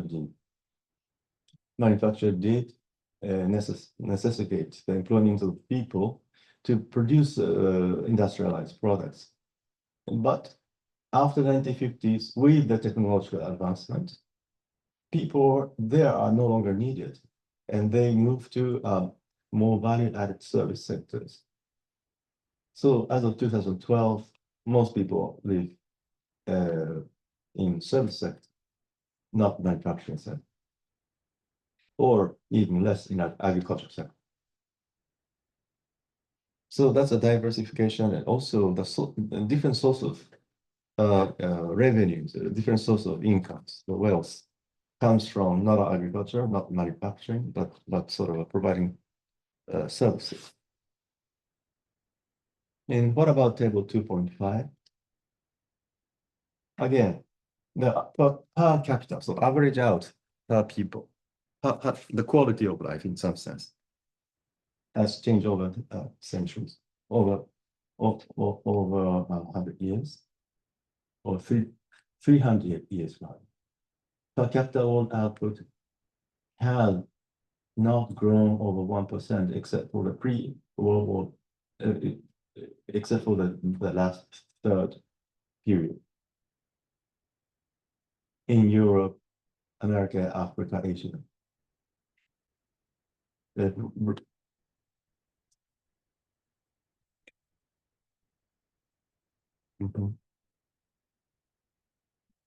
But it's not so much information more than that. Just take.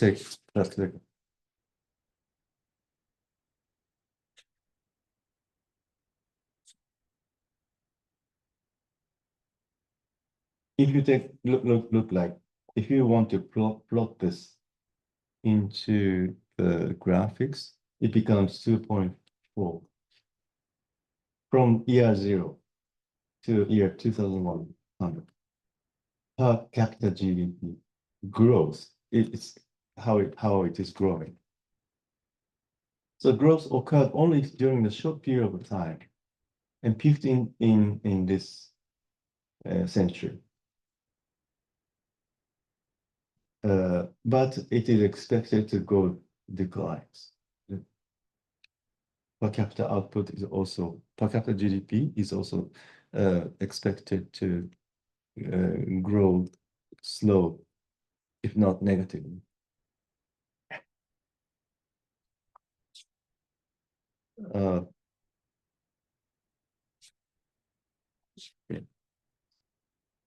But this, there's not much of information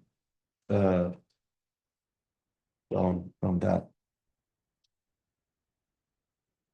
But the whole thing is an introduction. Is meant to be an introduction. This is the inflation rate since the Industrial Revolution. So how much the currency, the money unit matters. It's also happening very recently from the long human history. The price change did not occur during the first phase of the Industrial Revolution. It did. And during the second and maybe the third phase of the industrialization in all countries except European countries follow the patterns of hyperinflation right after the war to meet the public investment needs. EU government spent a lot of money to reconstruct, restore the war destructed places. Okay, this is chapter 2, and then chapter 3.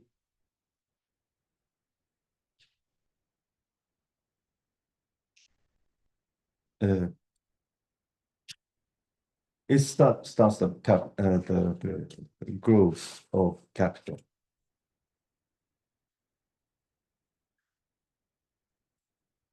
Across UK. So let's look at closely. UK. Capital in Great Britain. Capital is consisting of housing, real estate, agricultural land, and other type of domestic capital such as financial assets. And also the assets owned by British people abroad. That's net foreign capital. So there's a huge net foreign capital during the colonialization period, but it declined after independence of many Asian African countries. So agricultural land as a capital has declined over all time period. Housing has been nearly the same, but recent increase of housing values, land values, due to not only and due to the price, in some sense, price effect. In this country, it is called real estate bubble.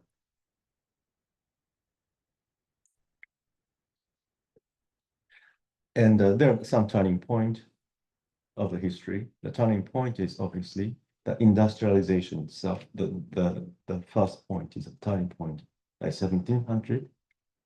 Second turning point is like 1950, when most pre-colonizations has ended. So British people, companies no longer owned asset abroad. But now it is negative, meaning there are more foreigners owning assets in Britain. What about other countries? France follow the same patterns, except that they started industrialization and colonialization a little bit later than UK.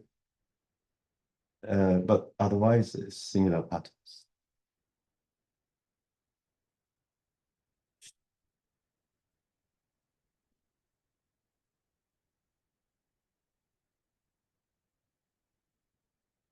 And table 3.1, public wealth and private wealth in France in 2012.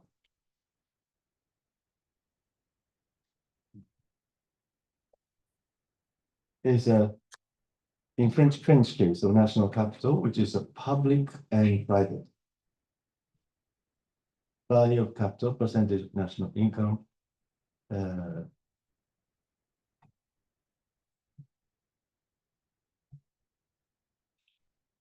And the value of capital in percentage of national capital. National capital, so it's a capital income ratio in terms of 6 or 5%, 600, 6%, 600, 5% is an income capital income ratio. And of course, capital ratio is 100% because it denominator numerator is the same. The issue is how much it is distributed for the state and also the private. 5% only owned by the state. 95% is owned by the private companies, individuals. So it is even true after the privatization, deregulations of the state-owned enterprises in UK, US, and also the same wave has occurred in France as well.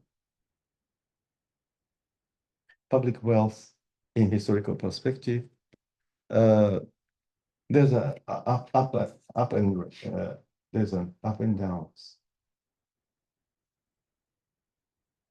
In UK, public assets have been mostly stable.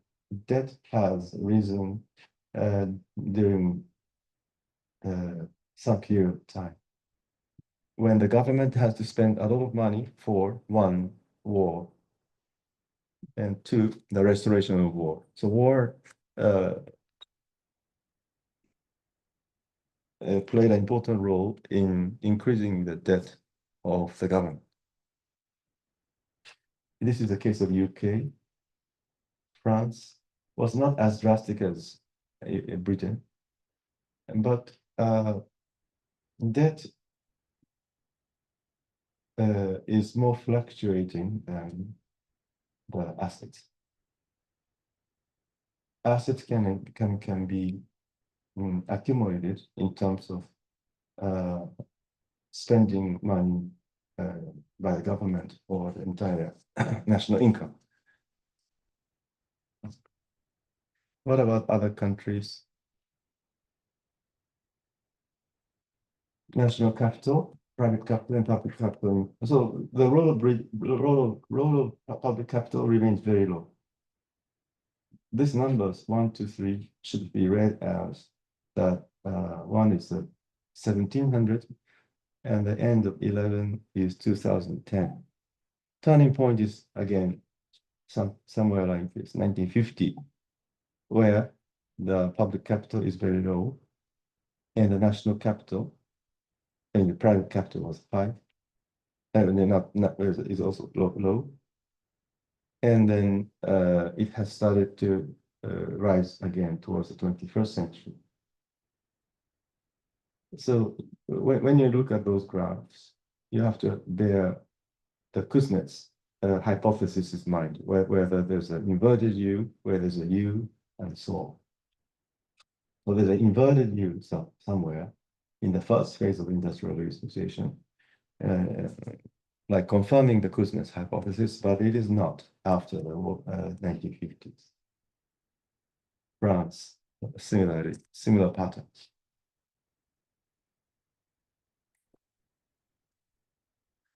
So,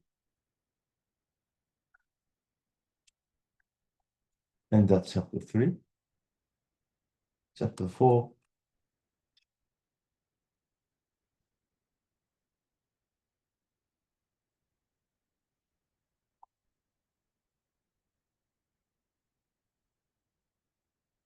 Chapter 4 is from an old empire to the new world. So we talk about US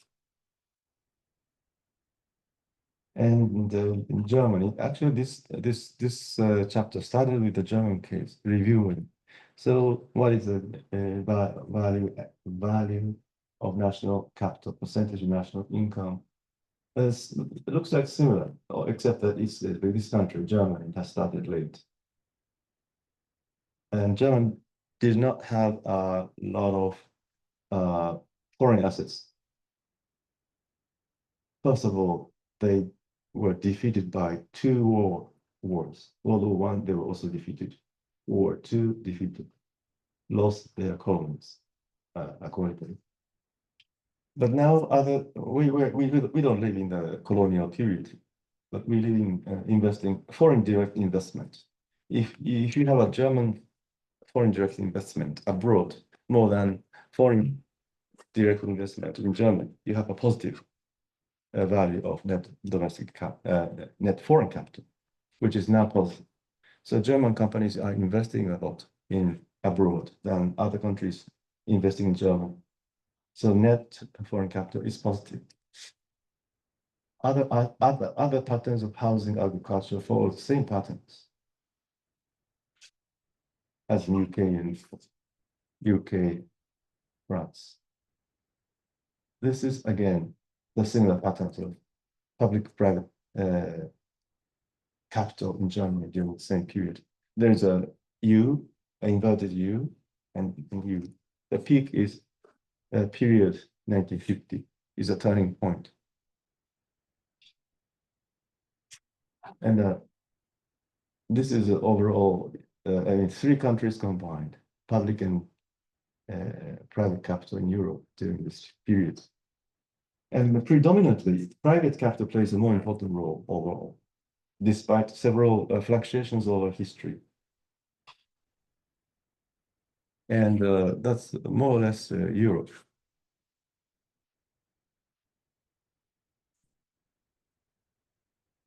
$4.5 national capital in Europe.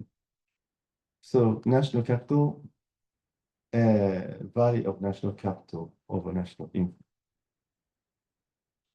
The national capital is not public capital. The capital coming from private and capital, public combined. It has become, so it's a capital income ratio after all. It's something. Why we look at all this? Well, we want to verify whether this fundamental first law is applies. Share of income from capital over national income has how alpha has evolved in terms of R and beta. Beta capital income ratio. So all these figures on the vertical axis are basically looking at beta. Beta has declines, but it is started to increase. This is now we turn to we go across the Atlantic, United States. US was not colonial country because US itself was a colony, colonized by Britain, France, and then, but they have a investment. So that's how net foreign capital is different patterns from European colonial countries. Agriculture declined, but it was not always important.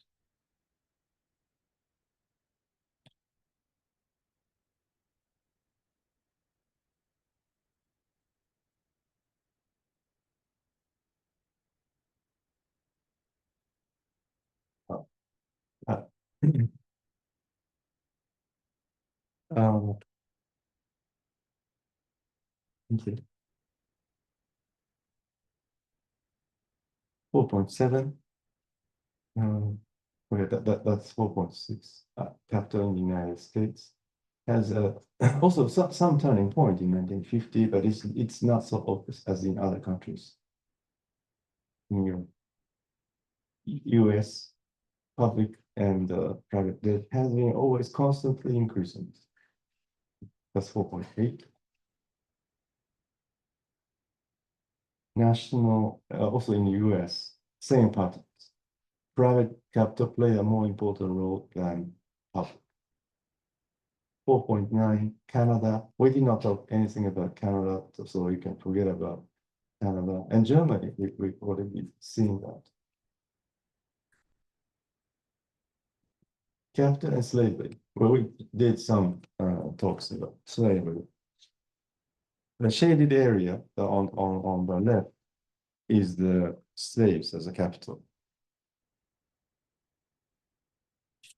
This is a figure, 4.10.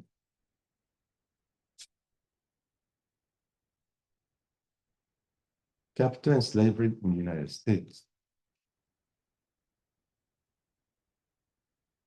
Let me quickly answer one of the urgent emails raised by someone very quickly.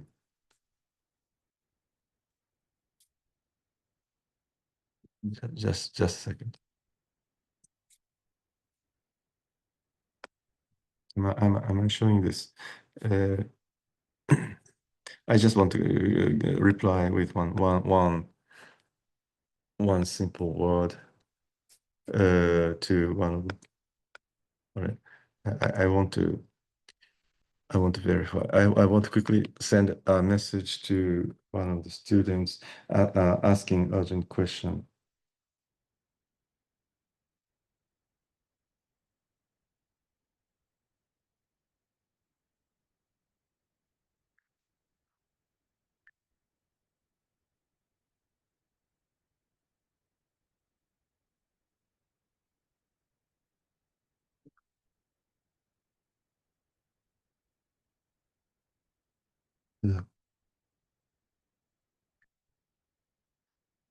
Yeah.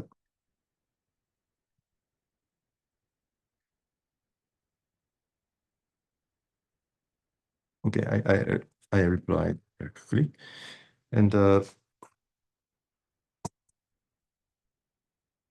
slavery played an important role in the United States, especially the southern part of the United States, uh, until its abolishment.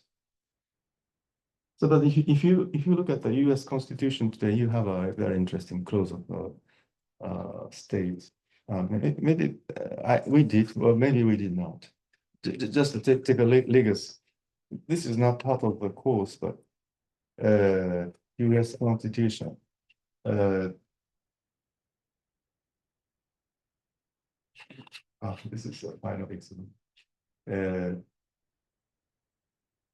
Where is this got started? Yeah, we have to eventually talk about U.S. Constitution and slavery.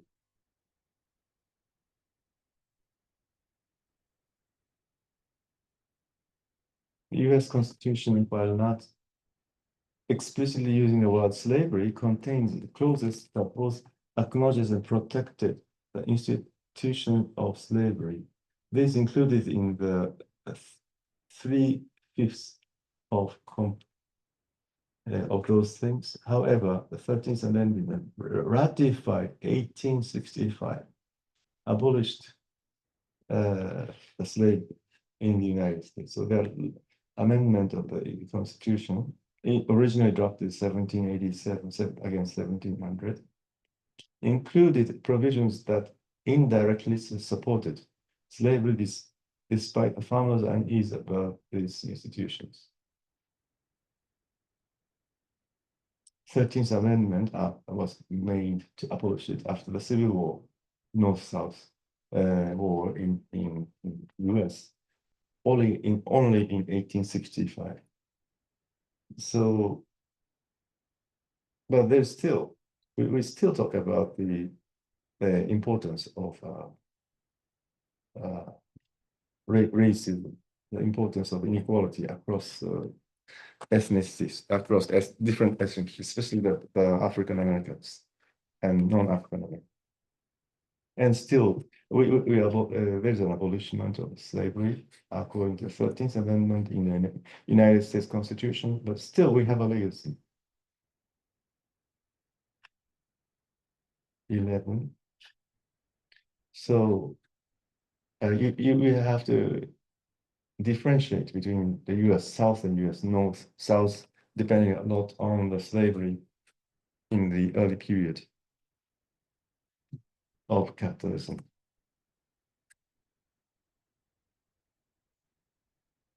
Okay, and that's chapter 4. And chapter 5.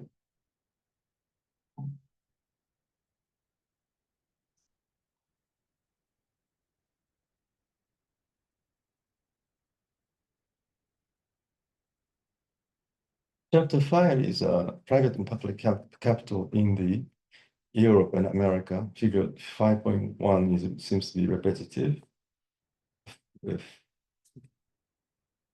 So it looks like the same, but it is comparing Europe and US. US has followed more or less stable patterns in both. Europe has shown more evolution due mainly to the industrializations.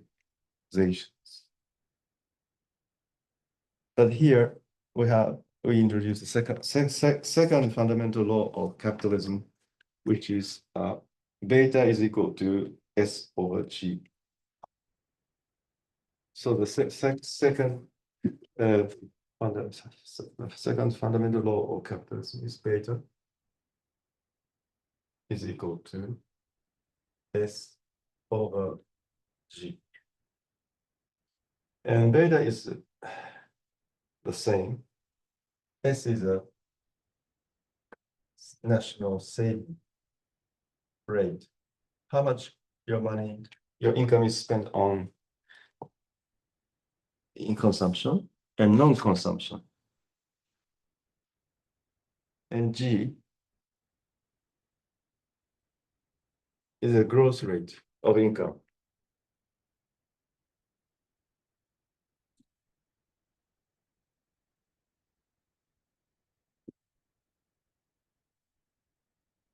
So the growth rate, so for example, GDP growth rate. GDP growth rate is related to saving rate, and which is related to capital income ratio. So you can use this formula to solve for G. Very often, economists is interested in forecasting the growth rate. And so G is S over, this is the saving rate. Again, S over beta, capital income ratio.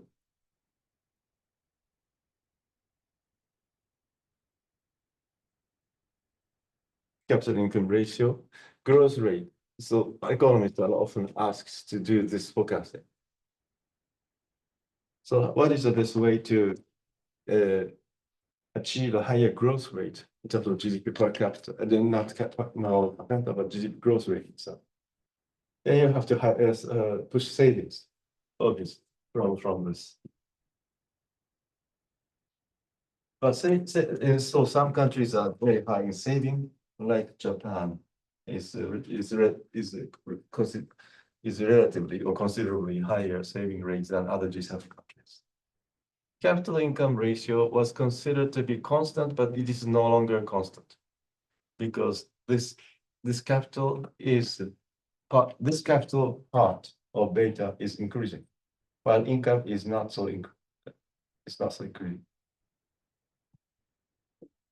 So even if the saving rate is high, the growth rate is low due to this patterns. So that's the second fundamental law of capitalism. Beta is equal to S over G.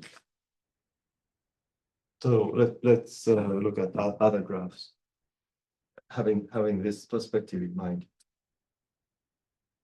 Okay.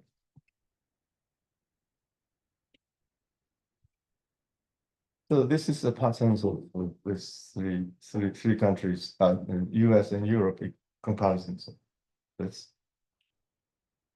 the fluctuations of national income in the long run correspond mostly to fluctuations of private capital.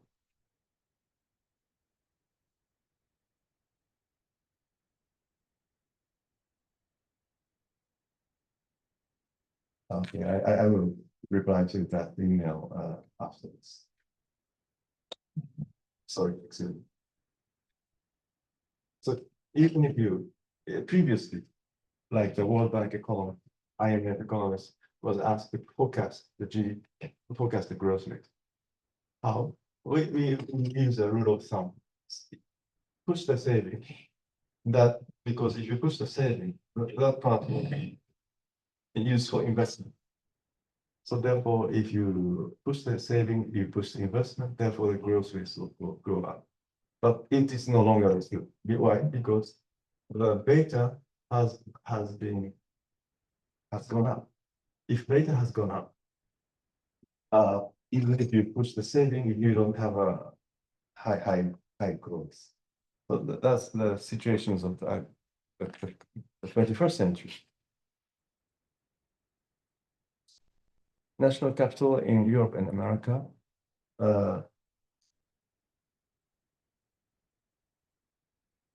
US and Europe. National versus foreign. National is predominantly higher than foreign, net foreign capital. If you differentiate domestic and the foreign, yeah, that is.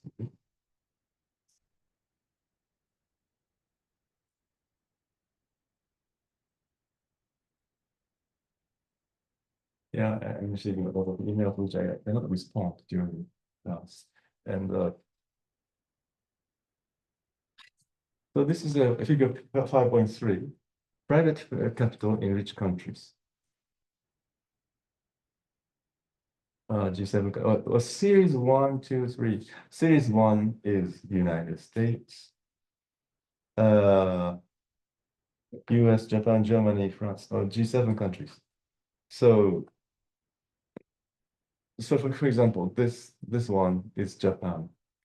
Why Japan is high in 1990? Because of the bubble. What is this is a beta. Value of private, especially the focusing on private capital. Bubble economy has boosted the nominal value of the capital, which is not a true value because we have a sort of price effect. To understand better price effects, this is a chapter you have to explore once again, the bubble. Japanese bubble of 1990 was very clear from this.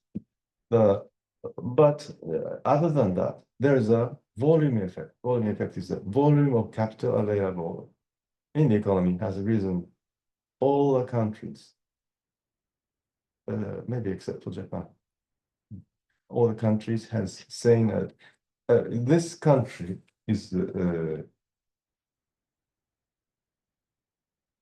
Italy. Italy also saw a similar real estate bubble in the late 1990s, similar to Japan, but to a lesser extent.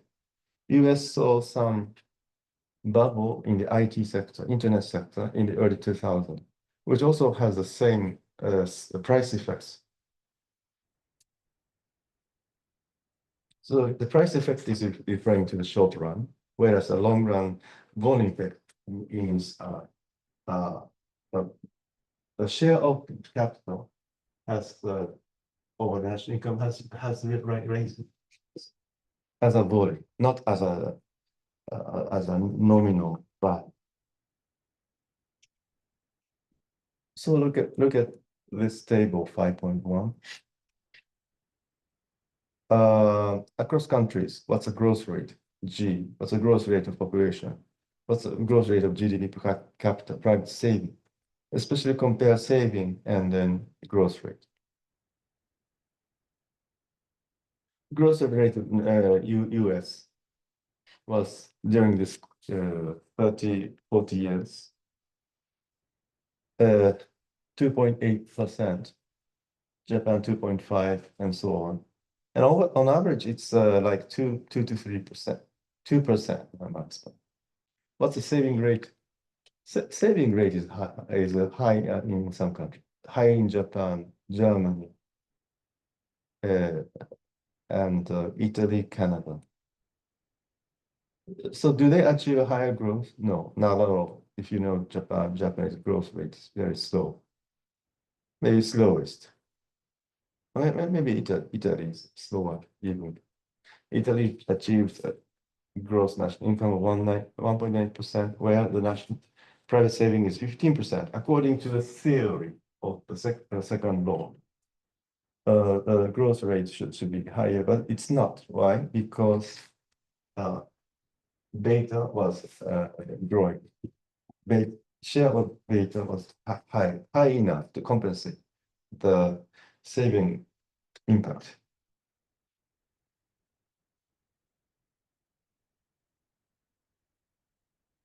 And private saving in rich countries, table 5.2 is just an extension of this higher intensity. gross and net saving in rich countries. And this is also I'm talking about private saving in rich countries, and then gross and net saving in rich countries in two countries, in various countries. And also, similarly to the graph we saw before,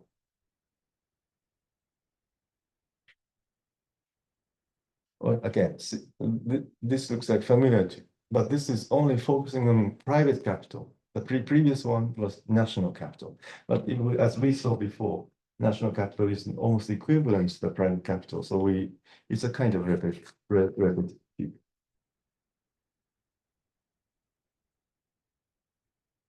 And so that's why figure 5.4, 5.5 looks like the same. Yeah, this is separating the national capital into private and public. So for public capital, it is very, very much low in everywhere. So the privatization played a very important role there.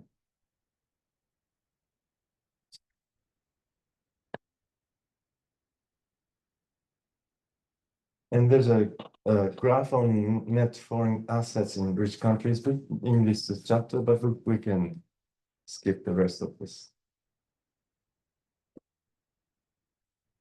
And then we can skip the rest of the graph because we are getting towards the end of this session.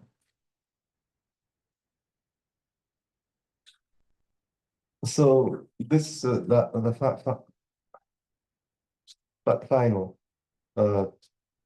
chapter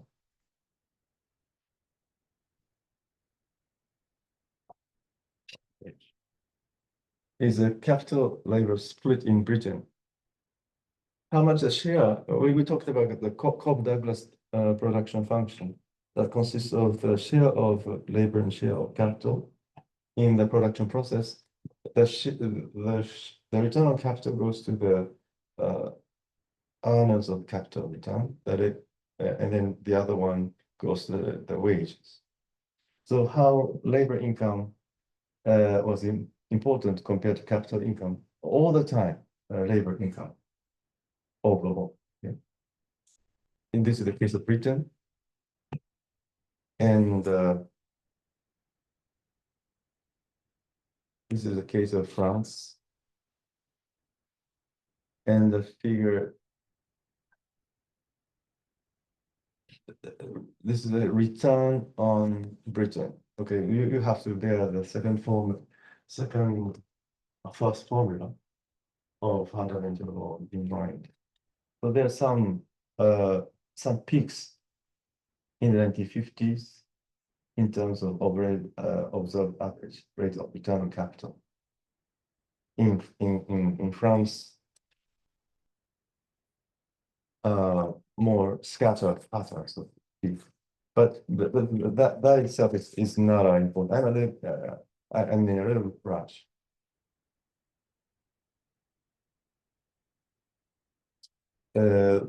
Just keeping the Cobb-Douglas function is very important throughout your course in still in micro and macro. So, well, I wish I could talk about the graphs in the next few chapters, but let's not worry about the graphs after it. Yeah, after that point, the graph is fine. But a kind of exercise, a quick exercise I would like to share that with you is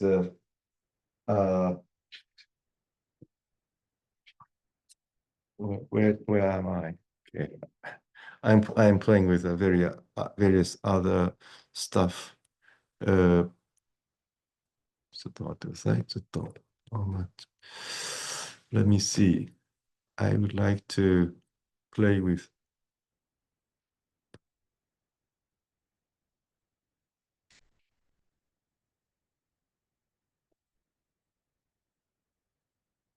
I want to quickly reply to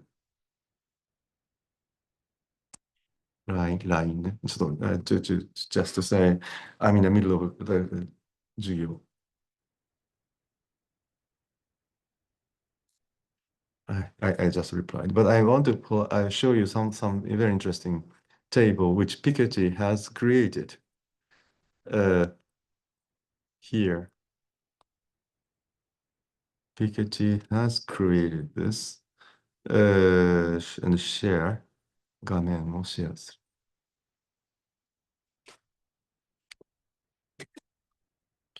る。で、this one. This is the, not, okay. Stop share.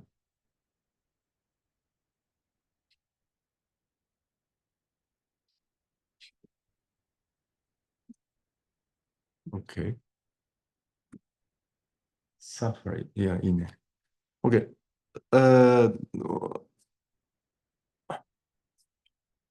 What kind of exercise I can do?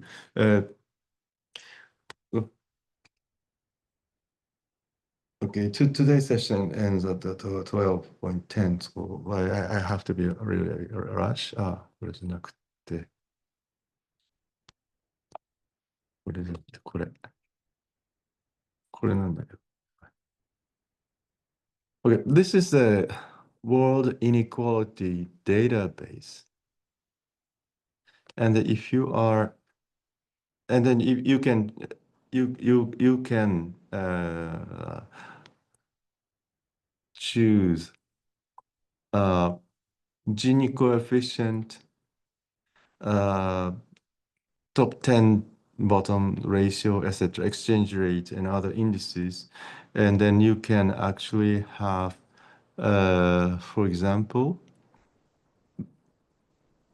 this is the average GDP per capita in Euro PPP or dollar.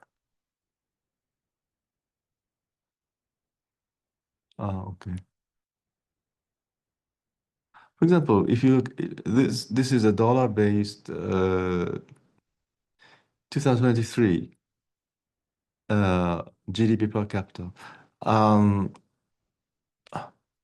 Well, I think this is a correct one, but according to this figure, and the darker one means higher income per capita in dollar, not PPP.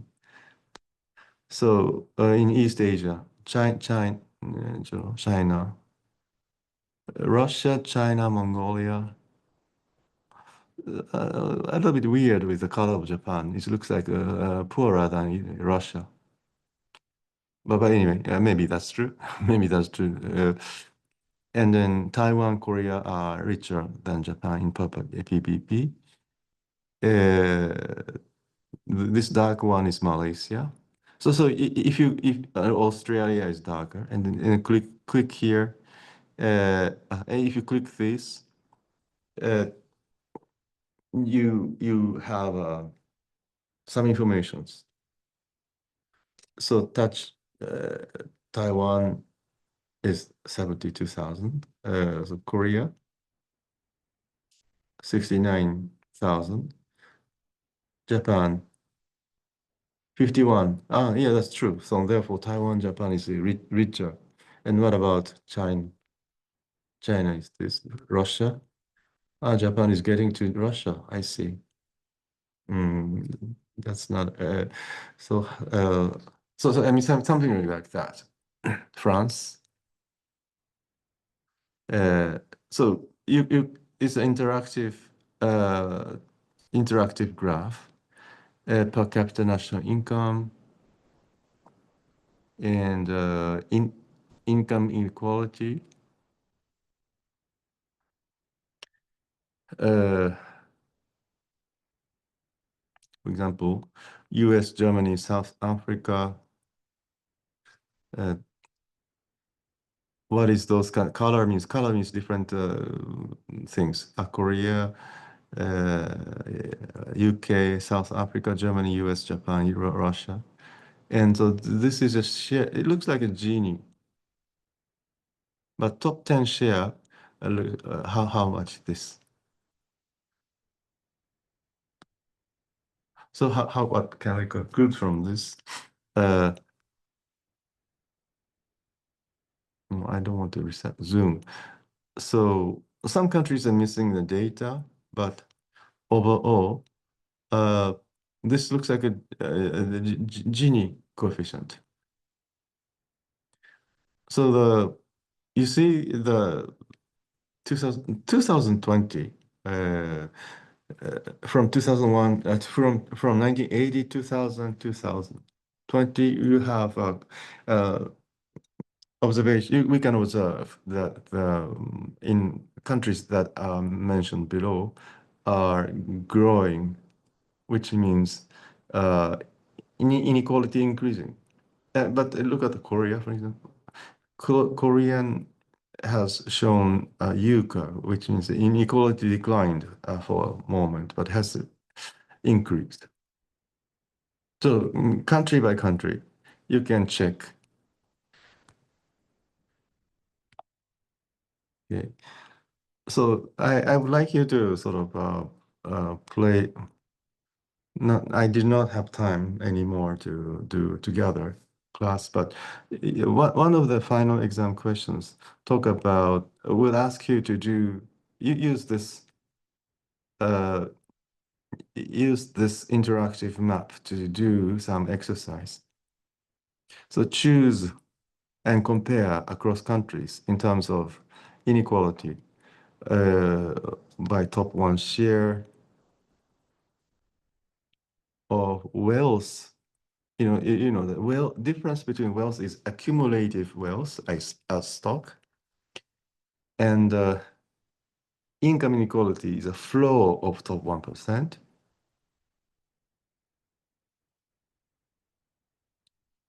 And because we often talk about the inequality of US, is it really true in terms of uh,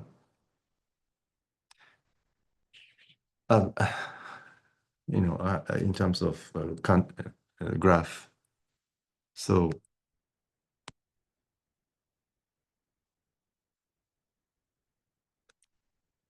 this looks like the blue one is the world. So we can forget about the world. So you can just click. So this red and the orange countries, UK and US, the top 1% is always occupying, dominating the larger share of the wealth, which is very unequal. How about Japan? Japan is among these 4 or 5 countries low. Korea uh, used to be lower than Japan in terms of inequality, so more equal society before some period of time.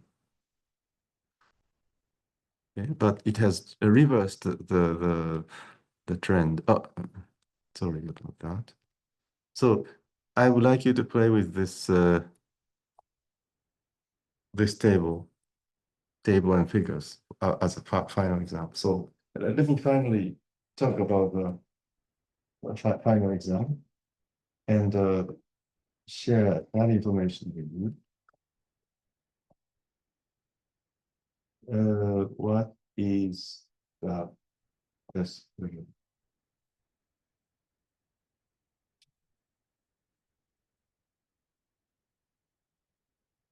So I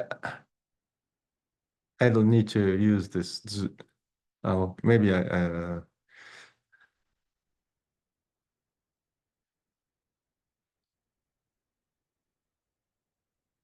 okay. I'm playing three multiple things together.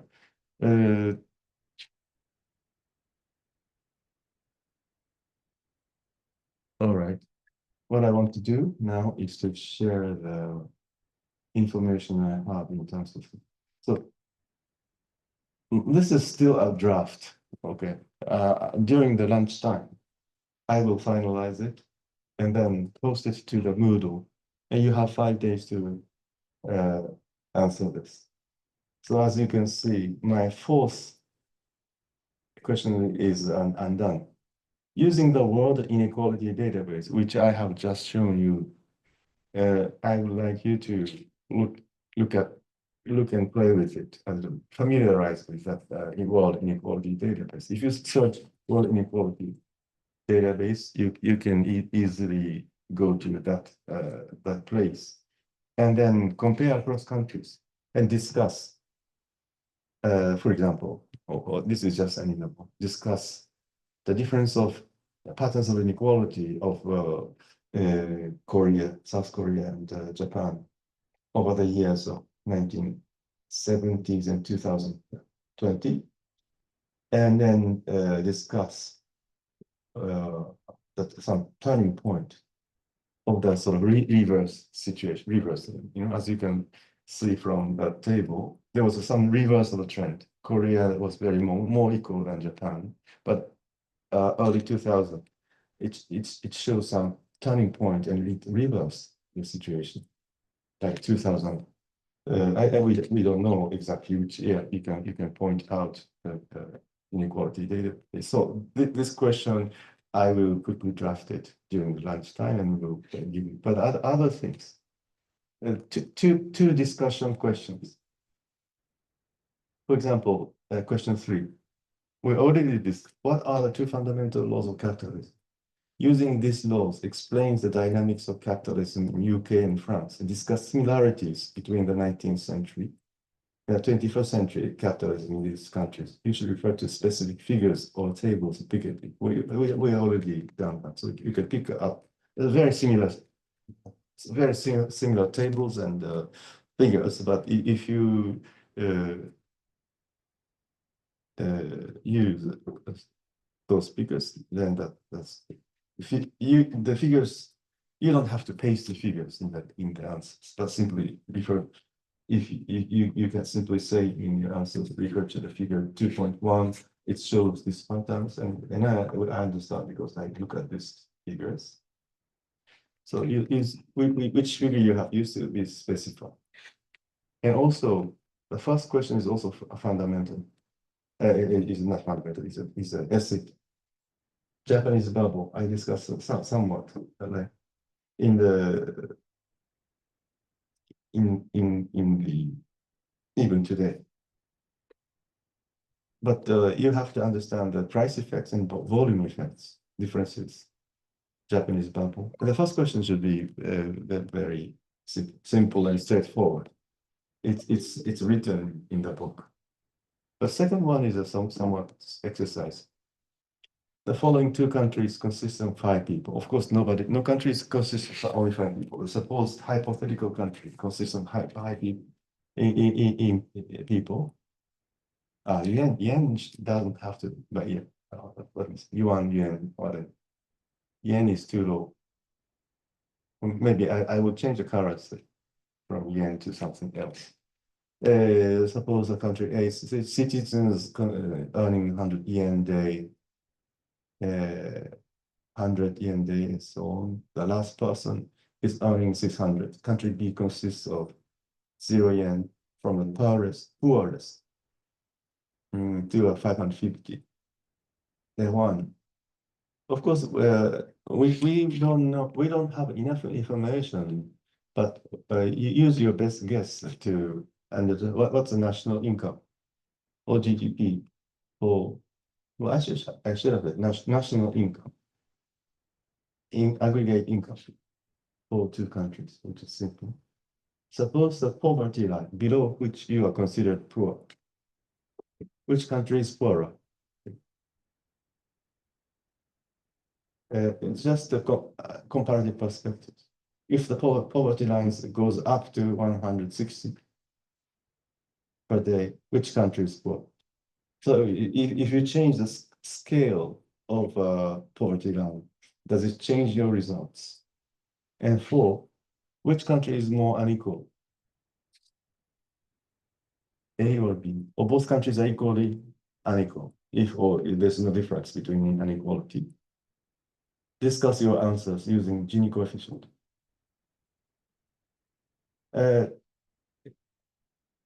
If you can calculate the Gini coefficient, that's fine. But if you can simply draw a graph and then show the answers, that's all good enough.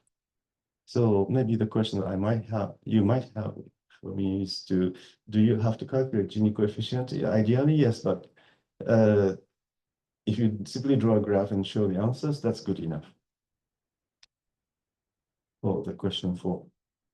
And the question 3 is two fundamental laws of capitalism. Question 4, using the word inequality database, which I have just done. Answer the questions, but the questions I have not yet come up with. So I will post this to this part during the lunchtime and then post it till 1. Well, but if you cannot see 1, wait until 1:30, please. I may need some time to look at it. Okay, if there's any questions about the fine, the share of the point for 1, 2, 3, 4, I would like to make it equal, like 25% each, 25% for question 1, 25% for question 2, 25% question 3, 25% question 4. Total point is 100%. And but it does not mean that the question 1, 2, 3, 4 are equally divided. Of course, the question 4 are most difficult. So question 4 should get like 15%. The 10% comes from 3. So 3 will be divided into 10, divided, and 4 will get 15. Okay. And hopefully this is not too difficult to answer if you follow the course, and also except for number 4, please give me some time and considerations. But the final goal of the question number 4 is for you to play with that database. Actually, data is important, to convince yourself that why data is important, and look at the actual situation. One of the flaws of the book is that this book was written in 2010, but we don't have information after 2010. But a lot of things have happened since that time. Since 2010, the biggest change perhaps is, of course, China is now very much dominant power, and there's no discussions about it. But if you look at the data, it's obvious, it's very important. And how important across countries, you have to find out and discuss. And that's I'm not saying that China will be answered, but we have to look at the realities. Maybe India will be asked. India is also very important, the role to play historically and also as of now. Okay. Now, time is coming to an end. So if there's any question over Zoom or over question, I'm happy. But the Zoom session will end in 1 minute. So if you have a question through Zoom, it's better for you to ask me in emails. Okay. So the Zoom session will end very, very soon. So this question will be posted. I don't even have. I cannot even click on my own screen.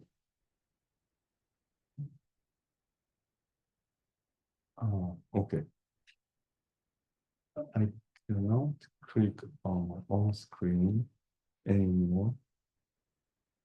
But anyway. Yeah, okay. Anyway, it's the time has come to end the session. And if you have any further questions remaining, let me know. Yeah, there was somebody who's asking. Yes. Okay, can you? Yes. Actually, the volume is not on from the chat side. Can you, if there's any question, I want to hear you from chat. Okay. Chat.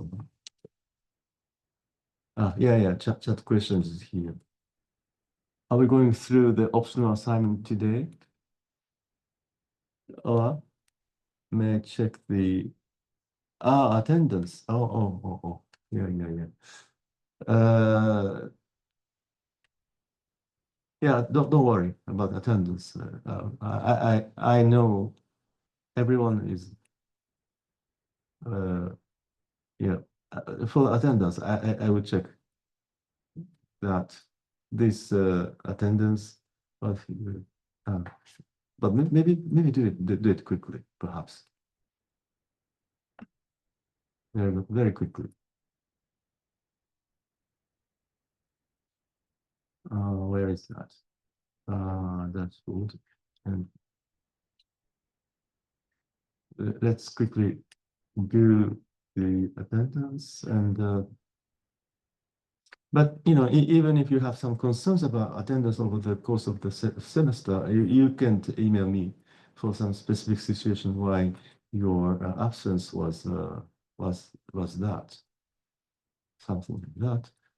I'm not edit session.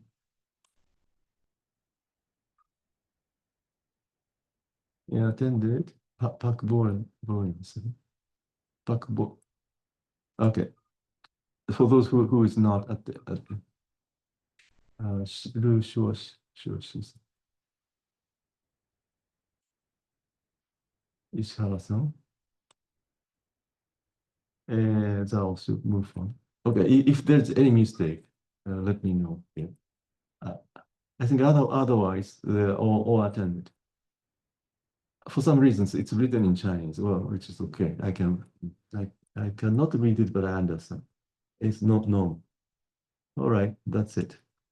And okay, thank you for today session, and thank you for semester session. That's it. That's the end of the session. Question. Yes. What's the answer for the optional assignment? Ah, Yeah, the Gini coefficient. yes. The answers to that. Yes. I will post it in during the lunchtime. Is it okay? Yes. Yes. Yeah. Okay. Okay. Thank you.